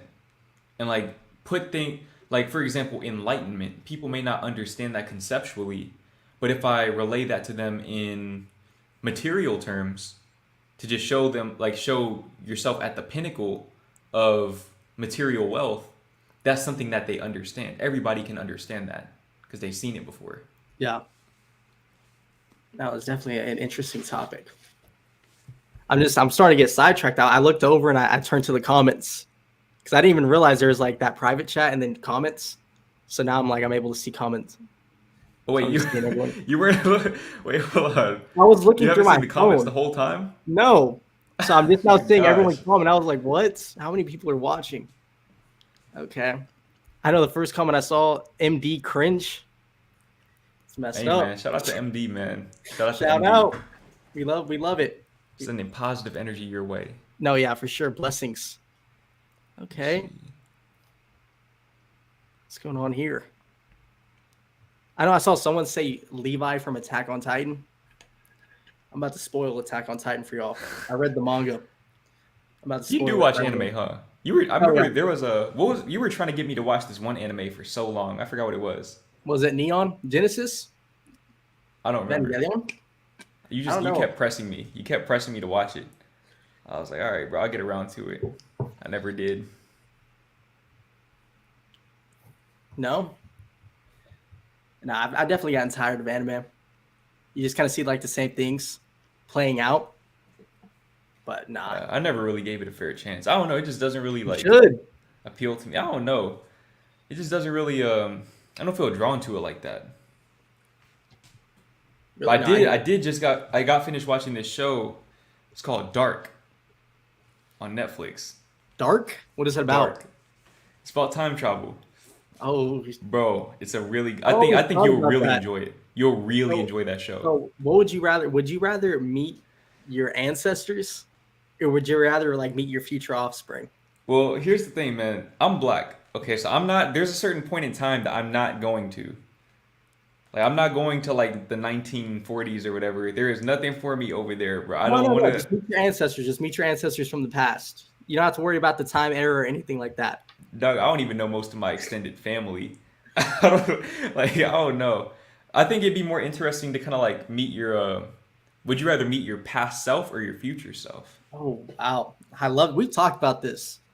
We I have to know, have. like, I don't know. I think you said you wanted to meet your past self and you wanted to give him like a hug. We had Yeah. a conversation where you said, and I was like, I want to meet my future self. Like, I want to get some advice. No, dude, that's. I don't know. That was way back then, though. Has your answer changed at all? Now that you relayed that to me, I didn't even remember saying that. But Oh, yeah, wow. I think that's probably the best thing I could do is just go back to myself at like 19 and be like, bro, like you're good. Like I promise you everything's gonna work out. Just stay the course, you'll be fine. Block this girl's number and Yeah, yeah. other than that, where you're good, bro. I remember you were like, yeah, you would just tell yourself, you give him a hug. You'd be like, yo, just go get your nose pierced, get that tattoo, and then you're good, dog. I remember you Good, saying bro. that. And I was definitely on the side of the future back then. I'm not sure now. I think I'm leaning more towards the past, where I just want to like see where my headspace was at. And I'd want my past self to see where I'm at now and to understand, like, okay, he looks successful. He looks, he has that confidence. This is someone who I visualize myself being. And so it's definitely like that. But I mean, who doesn't want to go to like the future and Let see me like your future self and see what's going on with you? Yeah. I mean, that sounds enticing. I want to know, do you think your past self, your younger self, could handle seeing you right now? Like, would he be able to process that? Because if I went back to my 16 or 17-year-old self and he saw who I've become, I think it would the difference would be so great that he wouldn't I'm not saying he wouldn't believe me, but like he would just it'd probably make his confidence even worse. He'd be like, "Fuck, how am I gonna become Yeah. that?" Yeah. It's like, and he's just gonna start it's gonna fuck his head up because he just wasn't ready at that time. Oh So yeah. I probably that man end up going homeless or something, bro. Oh yeah. No, and for me, I know like I'm the same way. Even like I would even say like my freshman year self in college would not be prepared to see my senior self. And honestly, it would definitely be because of like my experiences. And I know like one of the stories I definitely want to talk about in a video I want to create is my psychedelic usage. I don't know how, the legal laws and talking about that No, you can and how talk about careful it I for should sure, be. for sure. But I took, some psychedelics in college, your typical, your shrooms, LSD, DMT type things. And honestly, like my freshman year self would not be able to comprehend who I am now. He Yeah, couldn't even understand like the headspace, how I view certain like my perspective and how I make decisions. Like it would just confuse him. And I would say that's definitely because of that psychedelic usage. And man, no, that's so it's crazy, definitely man. interesting. It's crazy because I don't remember like what year it was, but I remember seeing that transition. Like you kind of like you were one way when you left, and then you came back a few months later and you were completely different. And I was like, what the fuck? Like, yo, this man Levi is completely different. So I'm like, all right, well, like, what the fuck happened? And then you obviously elaborated on that and how that how that experience changed you.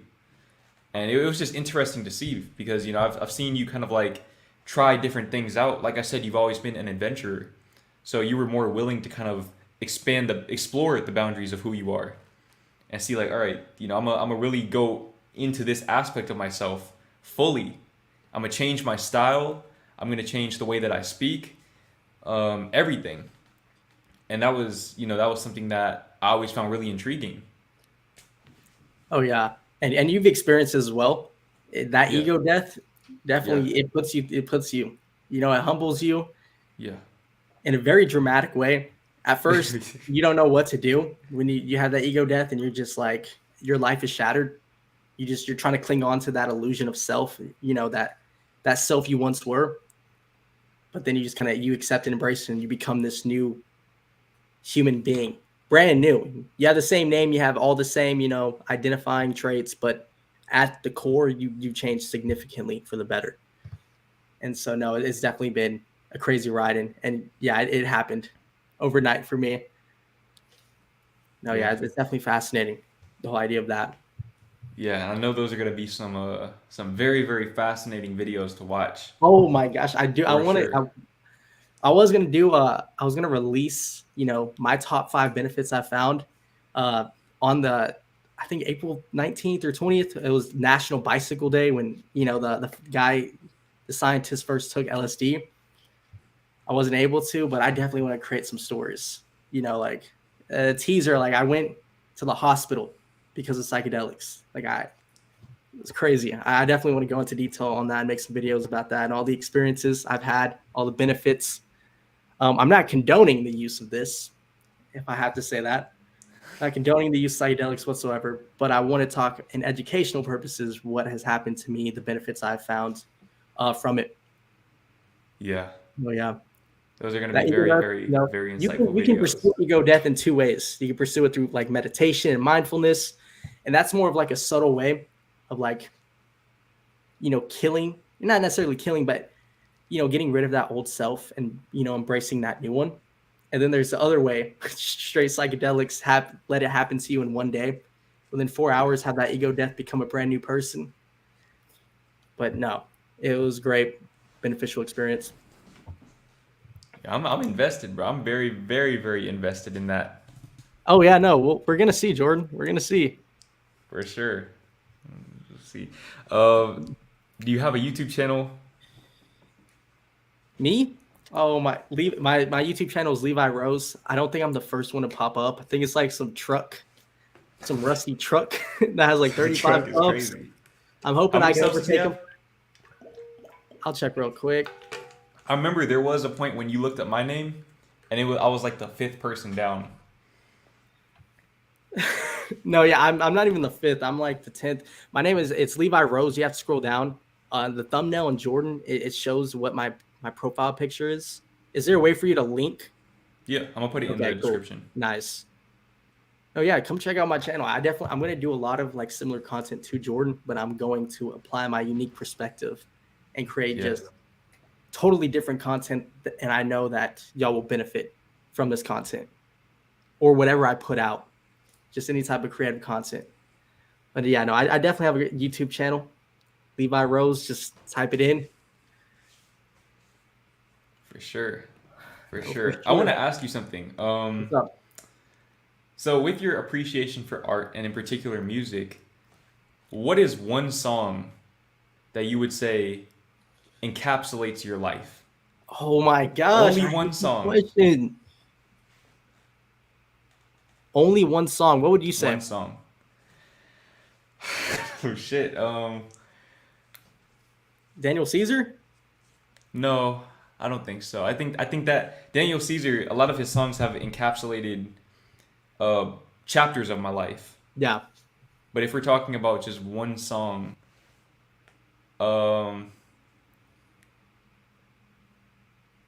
I'm kind of stuck between nights for whatever Yeah. reason. I think because I've Okay. always been a night owl and I've always just kind of like had that, that nocturnal aspect of me Yeah. for whatever reason.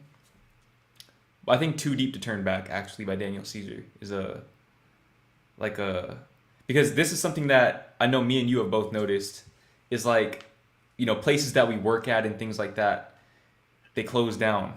It's like after we Oh, leave, like the I want to talk IHOP on about Main that. Street I is want to talk gone, about that.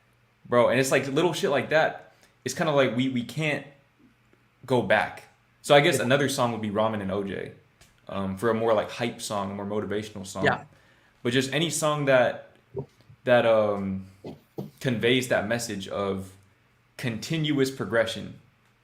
Just you can't regress. You can't go Yeah. back to where you were. just full commitment.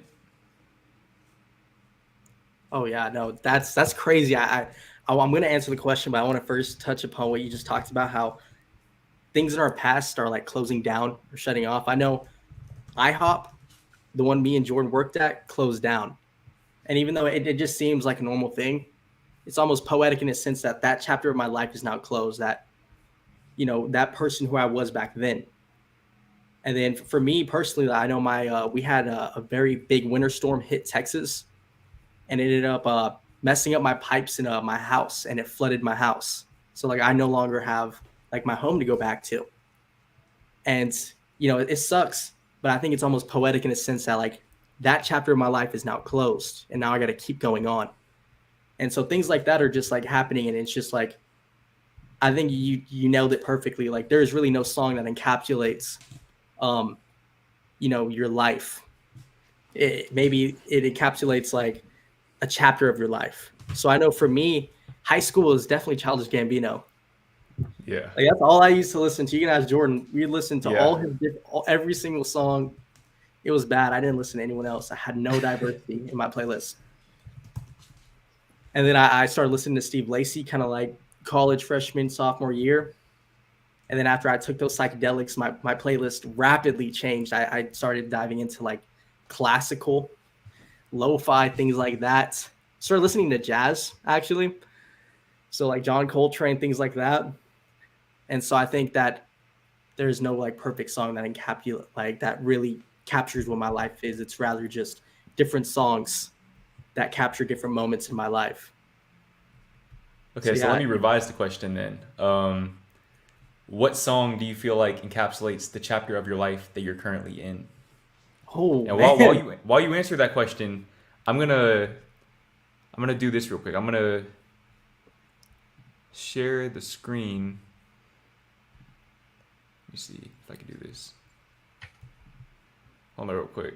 Oh, you about to show them IHOP? I'm about to show them exactly where we used to work at, Oh bro. my gosh. The exact IHOP that we used to work at.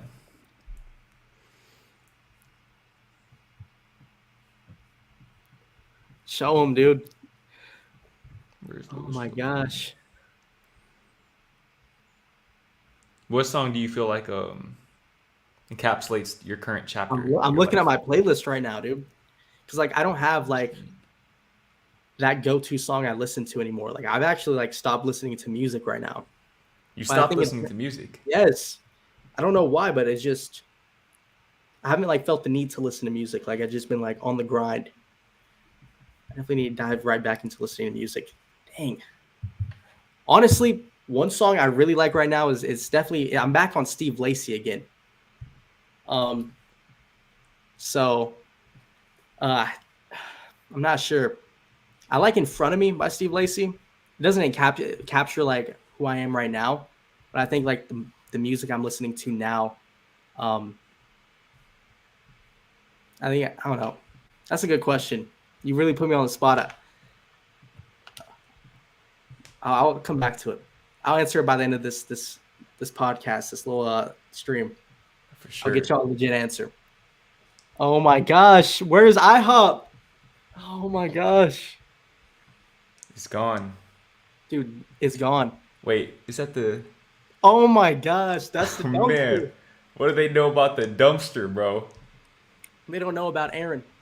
They don't Oh know about no, man. They do not me and know about Jordan. We're Aaron, in the bro. back of the dumpster area. We were throwing out all the pancake batter and just all the nasty food. And there was this big box, like it was abnormally big for some reason. And me and Jordan, like I looked at Jordan, I'm like, bet I could get someone to get in this box. Jordan was like, you can't get anyone in that box.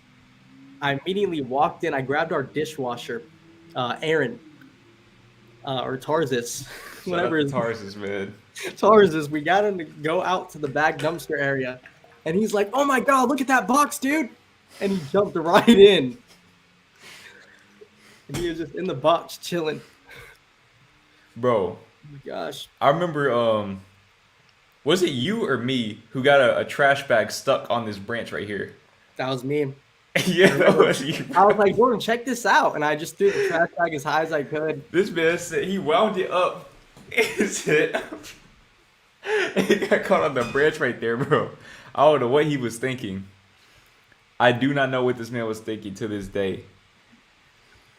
No, yeah, It took him like 30 minutes to get it down, bro. it took us like an hour and a half. That's serious. Like we were like on the dumpster, we were trying to jump to get it. We tried climbing the tree at one point. And I still remember making that comment. I was like, we just got paid like $10 to get a trash bag out of a tree. Hey man, that job was you know one thing I remember from that job was, bro? What's It up? was like that one day where I guess we just got really bored and we started freestyling. And we would go like one bar each. So like I would do a bar and then you would do a bar. And we would just like walk around the restaurant cleaning, and every like 20 minutes we'd come back to the wall. You know exactly which wall I'm talking about. Yeah, Right I by know where the you wall. clocked in at. We go to the wall and the next person would spit a bar. And we did that for the whole shift. Like 8 hours, bro. Really? I don't remember that. I remember that shit very vividly. I only remember one bar. It was something about punch you on a plane. That's a skyhook, Kareem. I was like, what the fuck? That shit's What? still stuck in my mind, bro. That shit was terrible, bro. Oh God, dude. Oh, What man. was the main lesson you learned from working at IHOP? Oh, that's a great That they don't question. like IHOP. No, I that, hate that is a IHOP. good Don't eat at IHOP. yeah, bro, honestly, okay, I'm gonna tell you guys something. Don't ever drink directly from those cups, bro. Nope. Don't drink directly. Get you a straw. Ask for a paper cup if you can, or like a plastic cup, if you possibly can, bro. Trust me on that, bro. If you saw Yeah. like the type of like liquid that touches those cups, bro, it's bad, man. Dude, and dude, It's the servers bad. never wash their hands, and when they go to grab the cups, like they straight like they have food and like their nails in are the all middle, grimy bro. and dirts, and they're straight like grab it straight fingernail. Straight And from the they're middle of the cups, bro. so dude, it's filthy. No, but if to really answer your question, the main lesson I learned from IHOP: don't settle for less. Yeah, that's a Don't good settle one for right less. there. That's a good one right there, bro. Because me and Jordan both settled for less. It was a great time, great experience. I learned to have a hard work ethic and to grind it out. But honestly, I was working for like seven. I think I did the math. It was $7.39 an hour because we were getting paid $8 or $7.75, but they took 40 cents out the check. So I was getting paid $7.25, and I was seriously grinding for like Man. nothing. And they were having me like at one point when Aaron quit, or not Aaron, I don't know if he quit, but he took a break. I was the one dishwashing, bussing, and Oh helping my people out. god. Dude, and I was grinding it out. And so I think the best lesson from that is never settle for less. I'm not saying like don't get a job because they're only paying you minimum wage, but there's always something better out there. Always look for that Always. better opportunity that's going to present. I think my biggest takeaway from that job was that I didn't like working, man. Like that I didn't want to work for somebody else. Because and I remember there were two moments that really defined that like that understanding for me. The first one was when I did the interview. This was always something very big for me.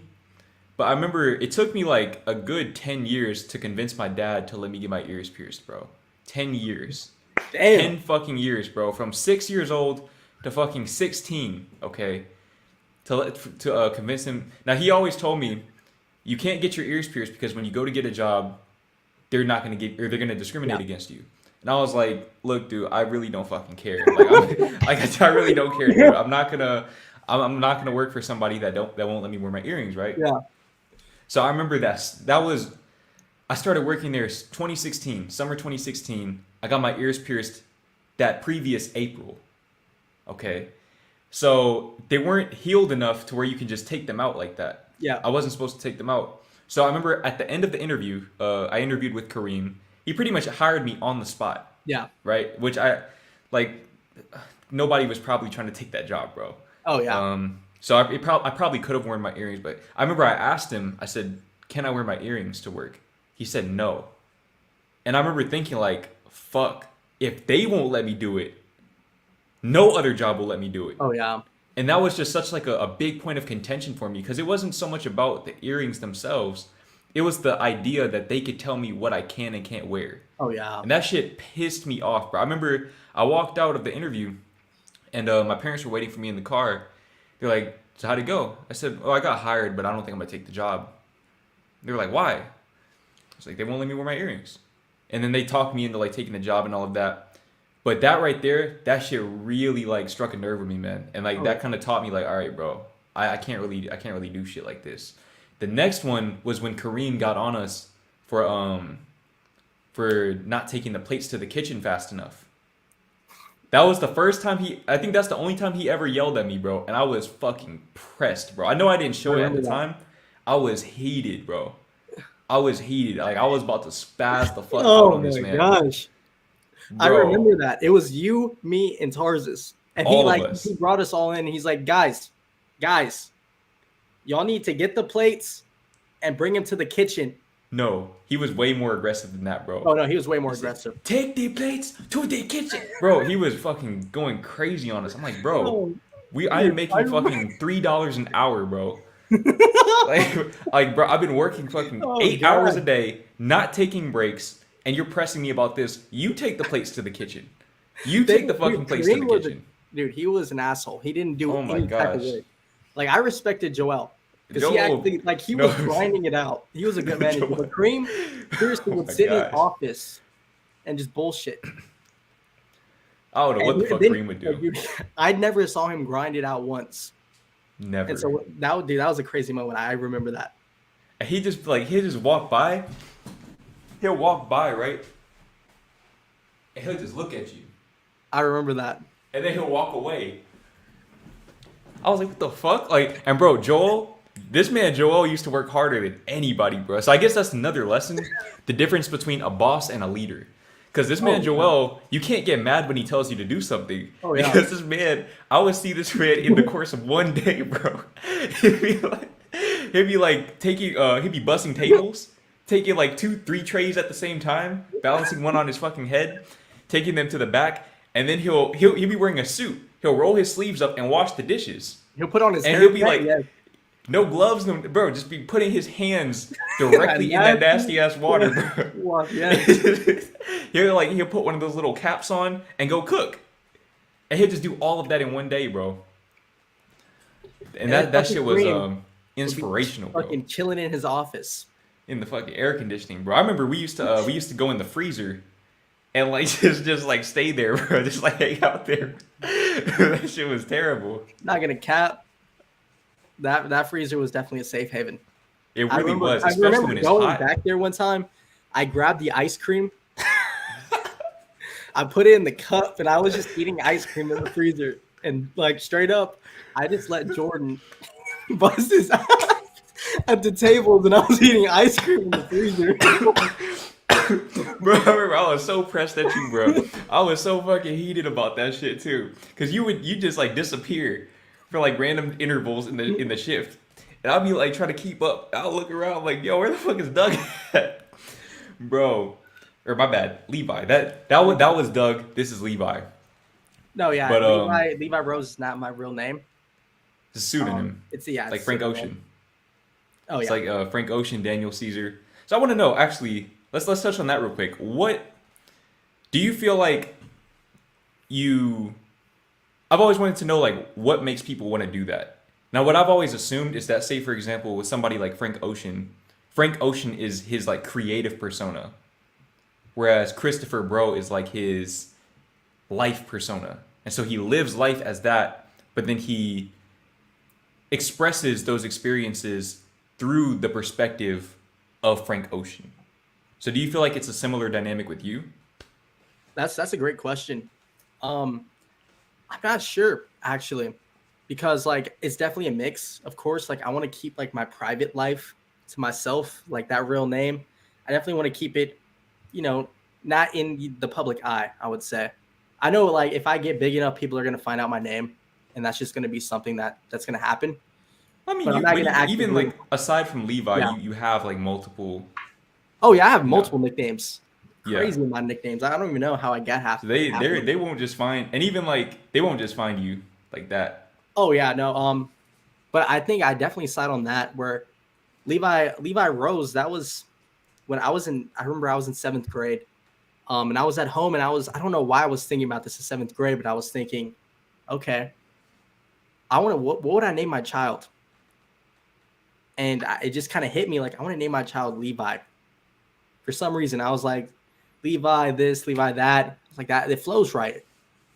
And then throughout the years, even in high school and even in college, I was kind of trying to think of like what would be a good middle name. And then, Rose, Levi Rose, and then my last name, and it flowed very well. So it's kind of crazy. Like I'm kind of like taking on like my child's name or what I would want my child to be named if I do ever have one. And I just thought like it was kind of fascinating how like I gravitated towards that. And I've always viewed like a child as a better person of yourself. Your ability to create someone and make them better than who you are right now. And so I think it's fascinating how I gravitated towards that. And I'm definitely leaning on the side of Frank Ocean, where this is kind of like my creative outlet. Because I do have my real name, and that's the social worker. That's the person who's helping clients, empowering clients, helping advocate and things of that nature. And then I have like Levi Rose, who's that creative person who creates, does content on YouTube. And so it's definitely like interesting aspects. And so, I definitely sat on Frank Ocean, where it's that my creative persona, at least for right now. Interesting. This is a parallel that I just drew from everything that you just said. A child, it's like that's in a sense, a child is kind of the greatest thing you could ever create. Oh yeah. In terms of, because what are we creating, right, through our art? We're creating a physical embodiment of our abstract emotions, our inner self. And so in a sense, how else can you put yourself into something more than your child? So I think that's very symbolic, like the parallels between the creative energy in terms of like you being a creative and you giving that outlet the name of your future child. Because in a sense, I do think of YouTube as like your channel is a child, in a sense. It's something that you nurture and care for, and you give yourself to. So it's kind of, I don't know, like when you look at it like that, I mean, it gives you a whole new perspective on what YouTube actually is. Oh yeah, it's definitely an interesting perspective with all of that. Oh, man.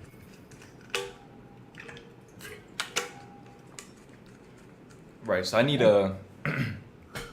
So I'm gonna ask you one closing question, and then we can answer a few questions from chat. Okay, let's do it. Let you get on your way.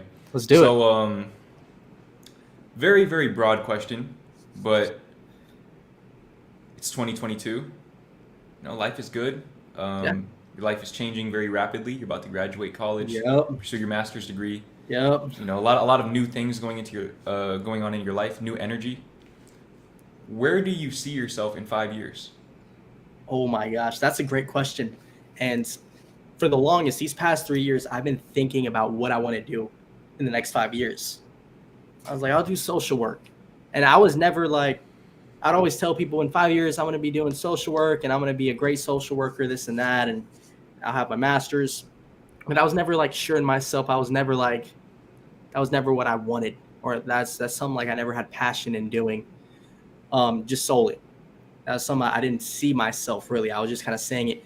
And it wasn't until these past couple months where I really thought about it that I've kind of come to discover what I want to do in 5 years and where I see myself in 5 years. And where I see myself in 5 years is being a YouTuber and creating just content. And I want to have multiple things that I'm doing. I don't want to dive too much into like the creative vision I have. I move in silence in that aspect, but I want to have many different outlooks. So maybe a book, have a blog, have all different types of things going on all at once.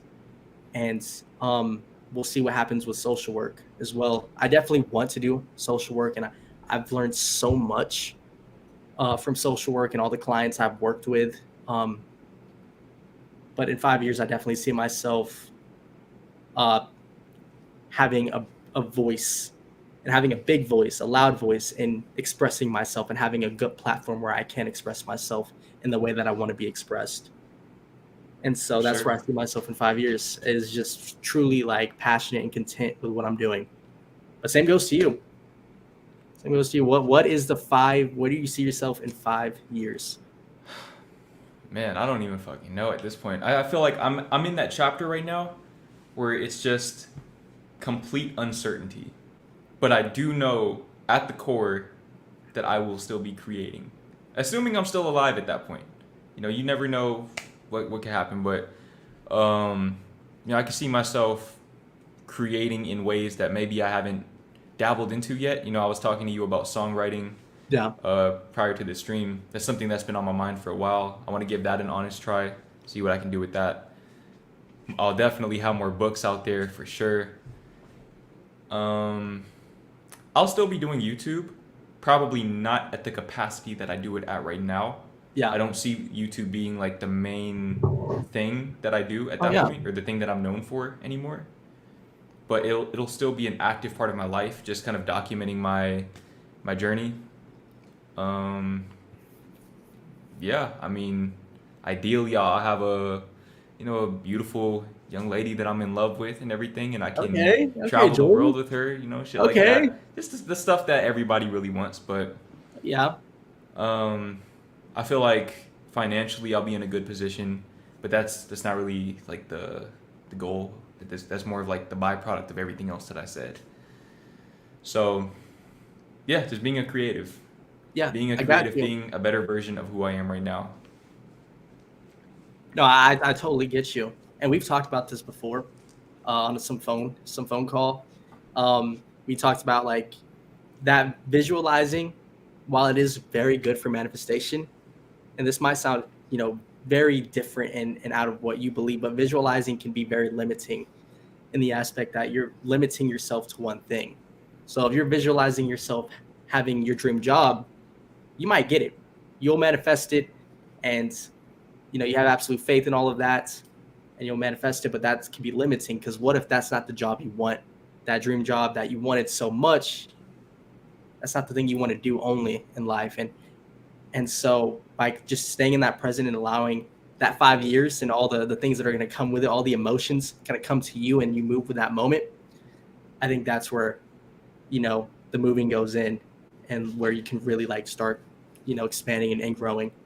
And so I know someone put in the comments, you don't want to put too much emphasis on, those goals and those accolades you want to accrue over the next 5 years and what you want to do. It's more about living in that moment and just allowing things to come to you at any moment. Yeah. I mean, in 10 years, like think about when you were 15 years old, 16, did you ever think you were gonna ever do YouTube? No, it didn't Exactly.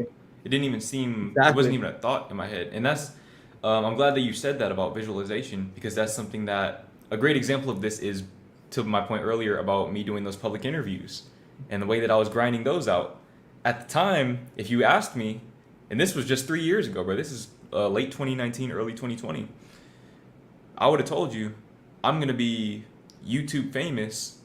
I'm going to be a YouTube sensation from doing public interviews and Tinder videos.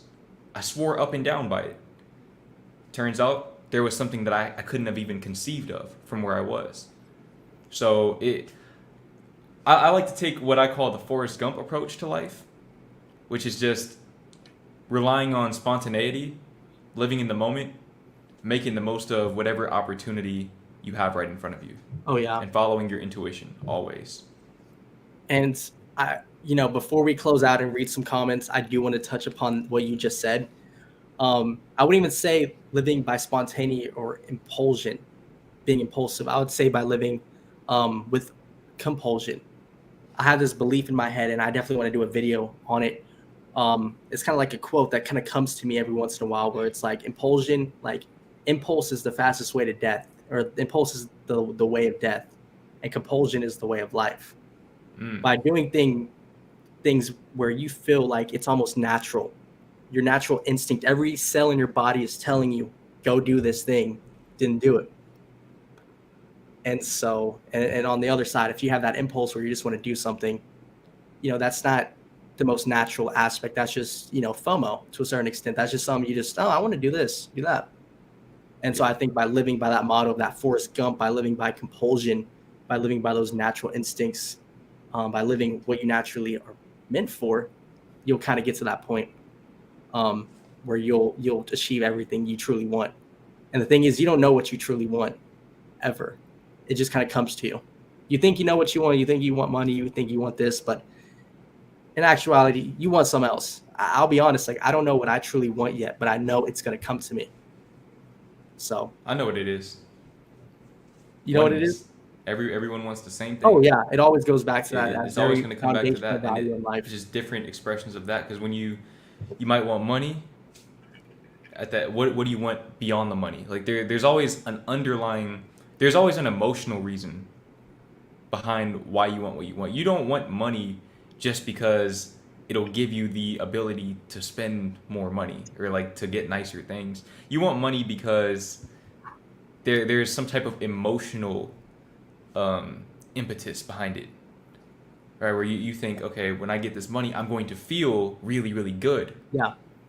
But the irony is that feelings are accessible to you at any moment in time, right? And something that I remember telling you a while back when I first started learning about manifestation was the power of gratitude. Gratitude is the one feeling that you want to feel. Behind any desire that you may have, you want to feel grateful for it. Oh yeah. No matter what it is. And so by taking the opportunity to feel gratitude for everything that you have, bro. I mean, and I'm talking about the most simple things, bro. A really good way to get in that mindset is think about the things that you wanted 1 year ago that you now have. Okay, or things that your life would be much less convenient without. For example, I have this lens cap right here. Okay, and it's so simple, right? It came with the camera, but like without this, you know, dust gets on the camera lens and I'm having to clean it. Now you get those little marks on it from cleaning it. It's like, fuck, you know, it just makes life so much less convenient. Yeah. And just, there's so many little things that we take for granted, bro. So many little things that, you know, if I didn't have these bowls, I have to eat cereal on a fucking plate. Like, imagine how bad, like that would be terrible. Or in a cup, a measuring cup. Like, so it's just putting things into perspective and having gratitude while also allowing yourself to think, man, you know, I feel grateful for where I am. Imagine how much better things would be if this happened. And that's how you start opening the door. You start opening those portals, but also maintaining your sense of present moment awareness to be aware of the opportunities to not only get to those places, but to get to places that are even better. Okay, Jordan. There we go. But Spit those facts. With that being said, let's answer about 3 questions, man. So I need you guys to come up with some really, really good questions. And while you guys ask your questions, I'm going to unleash this water, bro. I'll be right back. Unleash this water? Oh my gosh. Oh, yeah, ask those questions, guys. Looking at some of the other comments. Okay, Mac and Matt Original. Oh, semen retention. That's definitely a very interesting video idea. Having that idea that by preserving your sexual energy, you can unleash, use it for other ways and other ways. So I think that's a very interesting topic. I definitely want to talk about it. And I'd rather focus less on like the nofap and the semen retention aspect and focus more on the aspect of energy transmutation. And by saving that sexual energy, you can transmute it to other aspects of your life. So we are multifaceted beings. So we have, you know, a sexual aspect in our lives. We have a personal, we have an emotional, we have a financial aspect, a physical aspect. And for the most people, when they do nofap and semen retention, they usually release that energy, they transmutate that energy into their physical aspect. So they'll work out more, put in more work, you know, they get in better shape, but you can also use that same energy from semen retention and nofap and unleash it into more emotional aspects in your life or your creative aspect in life and becoming more creative in that aspect. Okay. Shit. You dropping bowls? What the heck? Don't worry about it. You dropped that cereal? I don't know what just happened.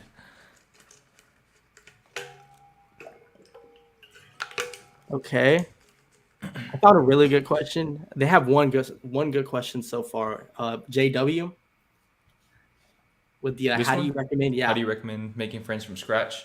I definitely. Um, You you want to you answer probably that have more first? insight on this than I do, man. Because okay, most of my friends came from one of two places. They either came from school growing up, like him. Like I met him, like I said earlier, in elementary school. Most of my friends were from school. The other ones came from the internet, YouTube in particular. Met a lot of friends on YouTube. Um, and also I made a few friends from work. My friend Kendrick, I met him working at PacSun. Okay.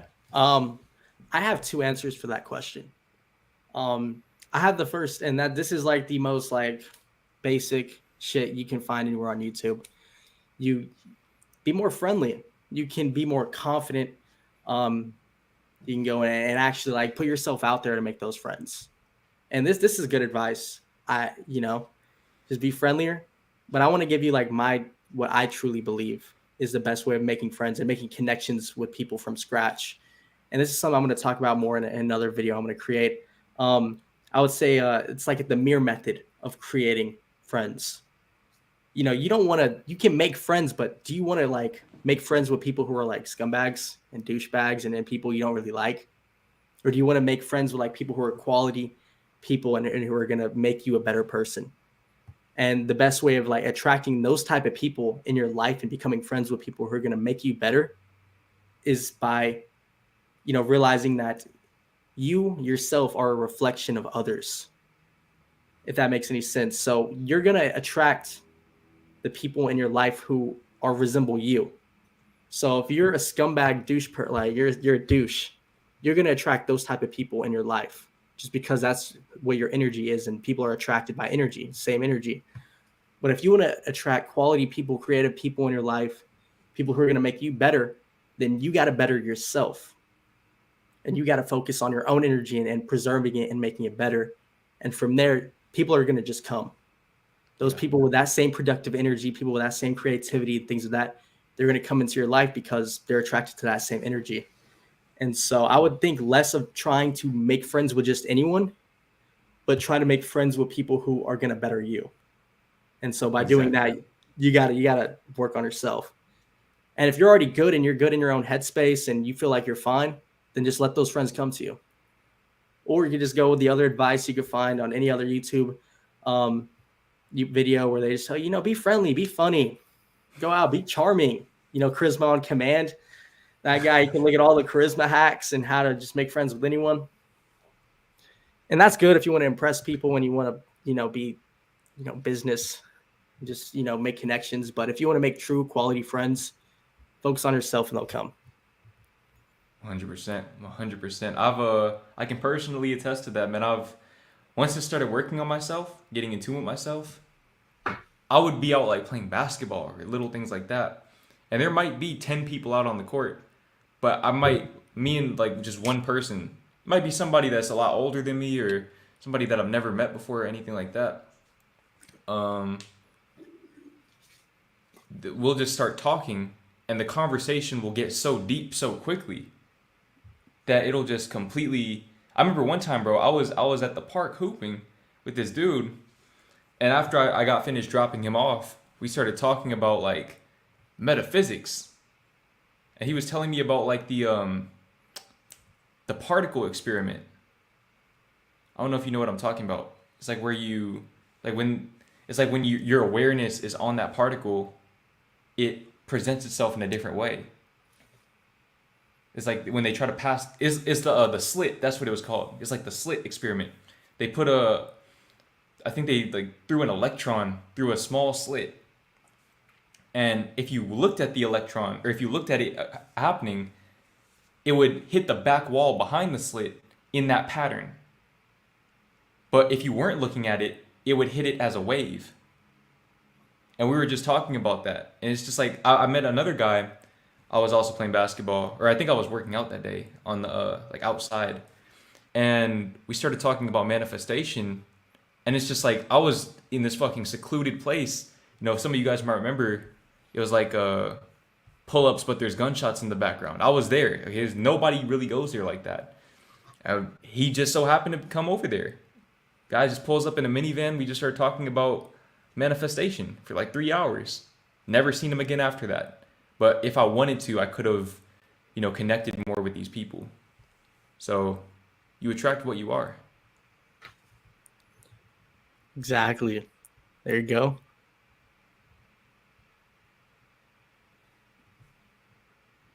And this is also really good advice too.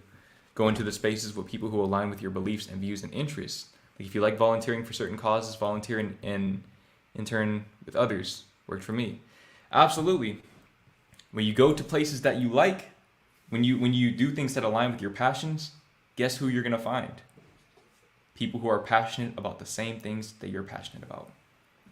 No, You yeah. like music? Go to Guitar Center. You like basketball? Go to the basketball court. No, I got you. I saw another question. I like this one, and it's: do you believe in backup plans? And I think me and Jordan where are is definitely it? gonna have different perspectives Wait, on hold this. on. So I Where think is it's it? gonna be a perfect one. You have Who to go asked up a it? little bit. It was Van's channel, I believe, or Vaughn's channel. Vaughn's channel. Do you believe You in believe in backup? backup plans? I was just talking about this with my therapist this past Thursday. She was telling me you should always have, or it's okay to have a plan B, C, D. I told her I disagree. I've always focused on plan A, but I also recognize that plan A can change. Plan A is malleable, it's flexible. If I see a better opportunity, that becomes my plan A. And as long as I'm focused on that, I don't need a plan B or plan C. Because to me, it's like there's no. If plan A needs to change, it will. No, yeah. I definitely I see both sides. I see both sides. They say burn the chips. Hernan Cortez when he was, a conquistador. He was going to conquer the Mayan, the Mayan Aztec, whatever the Mayan, tribe, and they built a whole civilization. And he went there with I don't even know, like it was double digit soldiers, and he knew they were scared. They were about to take on a bunch of different people, and so he realized I need to get these people motivated. I need to get my soldiers, these other fellow conquistadors, in the same headspace that I am, which I want to conquer these people for gold, God, and glory. And so they burned the ships. So none of them had an escape plan. None of them had a plan B, C, or D. They only had plan A, which was to survive and to conquer. And guess what? Those 40, I think it was 40 conquistadors took on thousands.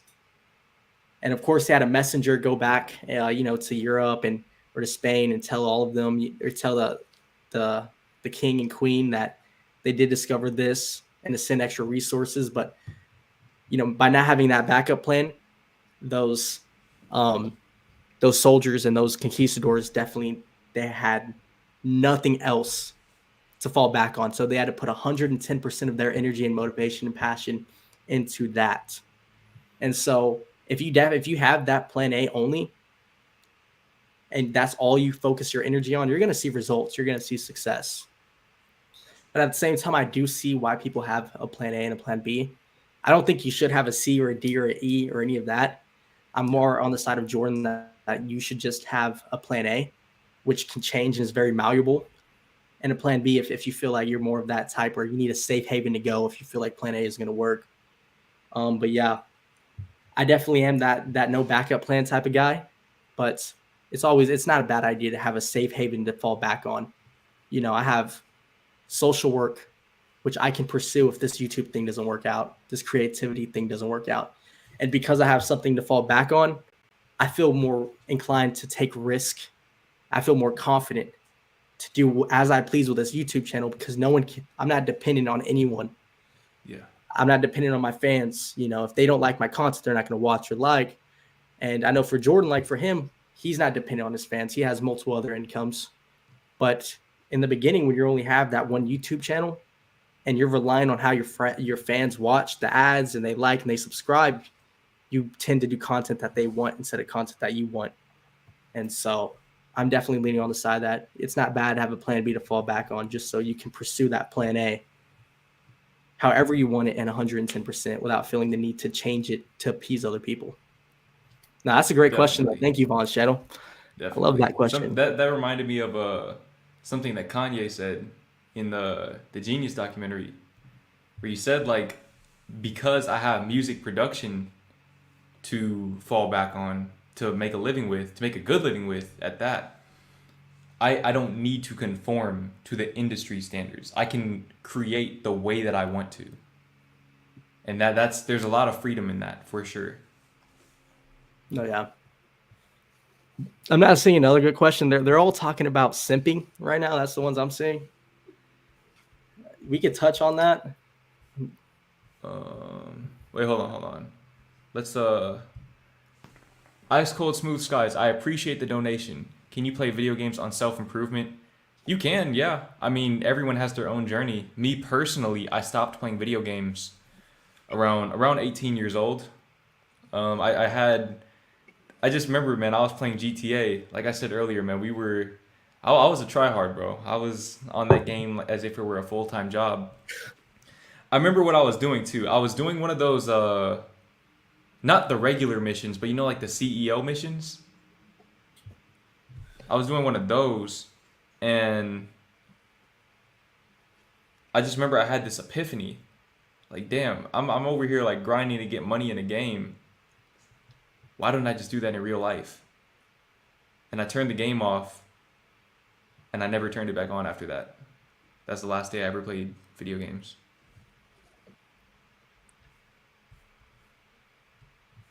No, yeah, and I could say a few things about that as well. I feel like if you want to play video games, just play them. I think when you're on that self-improvement journey and you really want to better yourself, you'll probably stop playing video games just naturally. It's just something you won't find passionate anymore. I know for me, like, I just kind of fell off of video games. Like, it's just something like I stopped playing out of nowhere because I was grinding and trying to do tons of different things and trying to balance all these plates of life that I didn't have time for video games anymore. And it just I naturally stopped. And so I think just allowing yourself to play them as much as you'd like, and then letting video games exit your life in a sense, is the best way to go about that self-improvement. 100%. Life is a video game. You are the character. You get to level yourself up. No more GTA, no more grinding. As long as you're not a 6'10", 190-pound power forward, post forwarder. Yes. As long as that's not you, the world is your oyster. The world is your video game. Life is your coveted, your rooftop rumble. And you make of it what you will.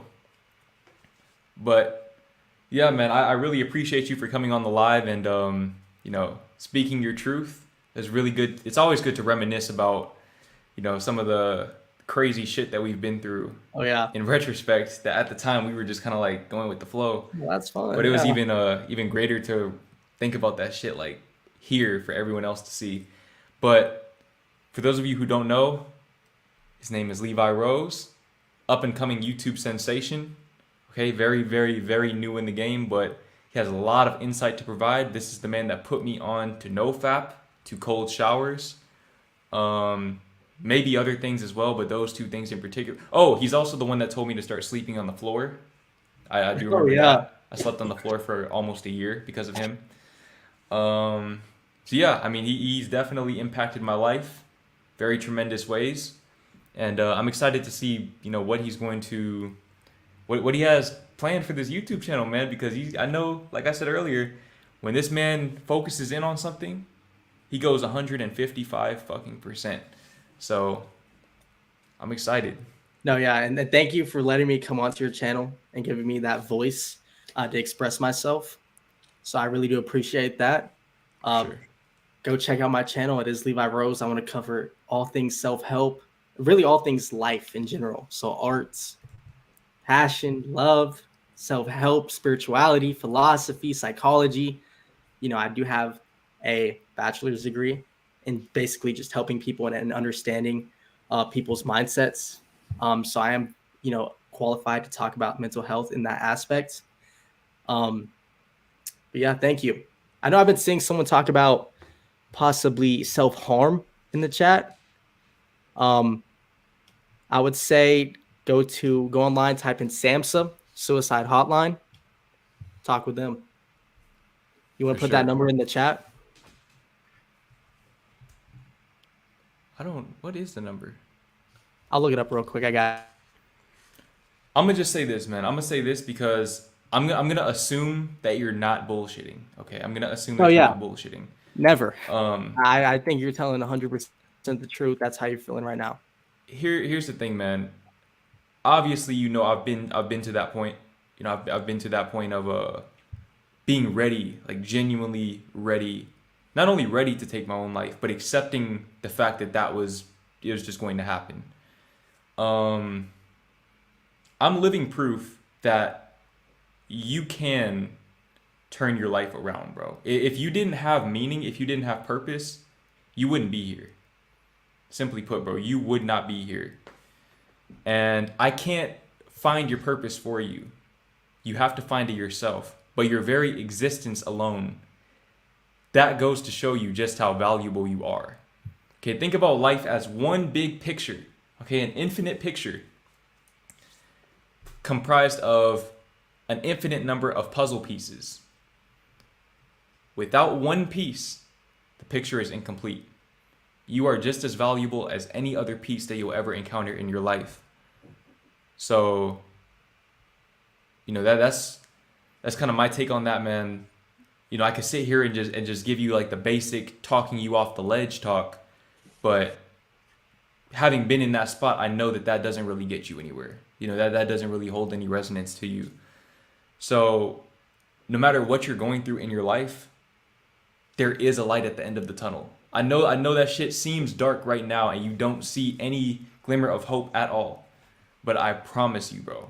I promise you. Okay, your name is what? The real art god. Okay, you already have some sense of purpose right there. You're already ahead of where I was, bro. Cause I didn't have any sense of purpose, bro. I didn't know what the fuck I was here to do.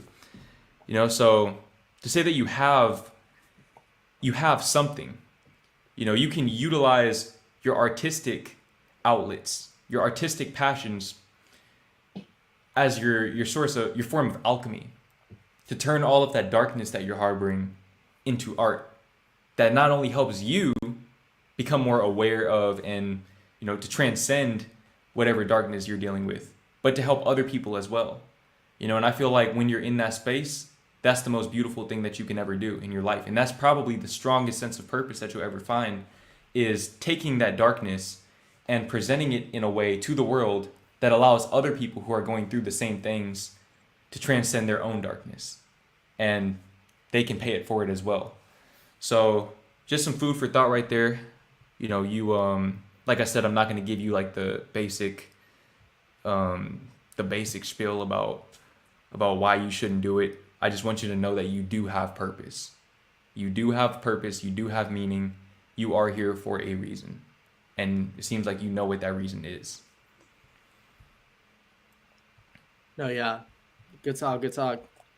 Definitely just the suicide hotline number is in the chat.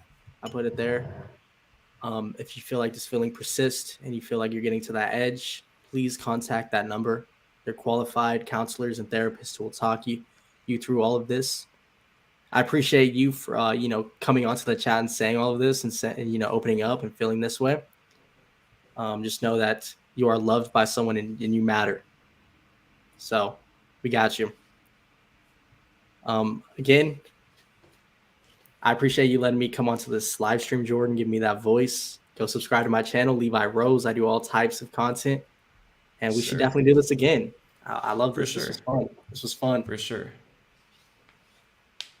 So I'm gonna put the link to his channel in the description after the stream. After he leaves, I'm gonna answer this one last question just because it's a donation, and you guys know somebody donates, I'm answering that question. There you go. So yeah, I really do appreciate you for coming on here, and like you said, man, I definitely want to do this again because to me this is just us hanging out, bro. Oh yeah, this was a fun time. It's just that we're just documenting it. Yeah, y'all were just witnesses. For real. This is just us. Like I said, man, this is just how we how we talk, bro. For any of y'all who don't know, like I've known Jordan for what 15, 14 years. One of my closest friends. Yeah. When and if I do have my wedding, he will be my best man if he wants to. Yes, sir. He's definitely the boy. And you said you're going to answer all donations, right? Yeah. Ice cold smooth. Thoughts on subliminals? So if you want to answer that, yeah, we can. Ice cold smooth, guys. I appreciate the donation. Thoughts on subliminals for manifesting your reality? Subliminals are very, very, very powerful. As you know, manifestation is a lot of it is about energy, but a lot of your energetic resonance, the energy that you project, a lot of it comes from your subconscious mind and your subconscious beliefs. So doing things like leaving sticky notes around, sticky notes with positive affirmations, I am affirmations, vision boards. That stuff is very, very, very powerful. You may not see the effects of it immediately, but in hindsight, you'll always see it. Something that I personally did before I became a full-time YouTuber was I wrote down a whole day in the life routine of what my day would look like as a full-time YouTuber on a sticky note. I did this at work, H&M, true story. I still have the sticky note. I put it on my desk back in my parents' house. It stayed there for like a couple of months. Next thing I knew, I was a full-time YouTuber. So hey, that's just one personal testimony of the power of subliminals. But I don't know if you have anything to add to that. What exactly are subliminals? Or is that just little messages? A really good example of subliminals are billboards on the side of the road. Okay, got you. They're things that are meant to be perceived peripherally. Yeah. You don't just like read a billboard, but you see it out the corner of your eye. That's why logo placement is so important. That's why the coldest water pays me to just have that bottle in the background of my videos. Yeah. No, yeah, there's a reason advertisement agencies still do logos, billboards, advertise. Subliminals, they are direct, access. They have direct access to your subconscious mind, and your subconscious mind controls your actions, controls your emotions, controls how you feel. And so subliminals are easily super significant in manifesting what you want and becoming the person you want to become, because you're planting those little ideas and those little thoughts into your subconscious, and from there they bloom and help you achieve that manifestation. So yeah, they're very significant, I would say. You can even create like your own subliminals for sure. Just having like little images in your room, vision board, sticky notes where you write like mini affirmations. I'm going to do this, kind of like what Jordan said. Just those little thoughts and ideas can have the hugest. It's a butterfly effect from there. You never know. That little sticky note you wrote can, make you a full-time YouTuber. Yeah, Jordan was saying. It really can. It really can. But yeah, man. You guys know I don't have an outro for my videos. I don't. You can do your outro. I know you do the smile and everything. Oh yeah, just have a good day. No, have a good day. No, yeah, I appreciate all of y'all for watching and tuning in. This has been a great time for me. I appreciate all of y'all for watching. You have a good one.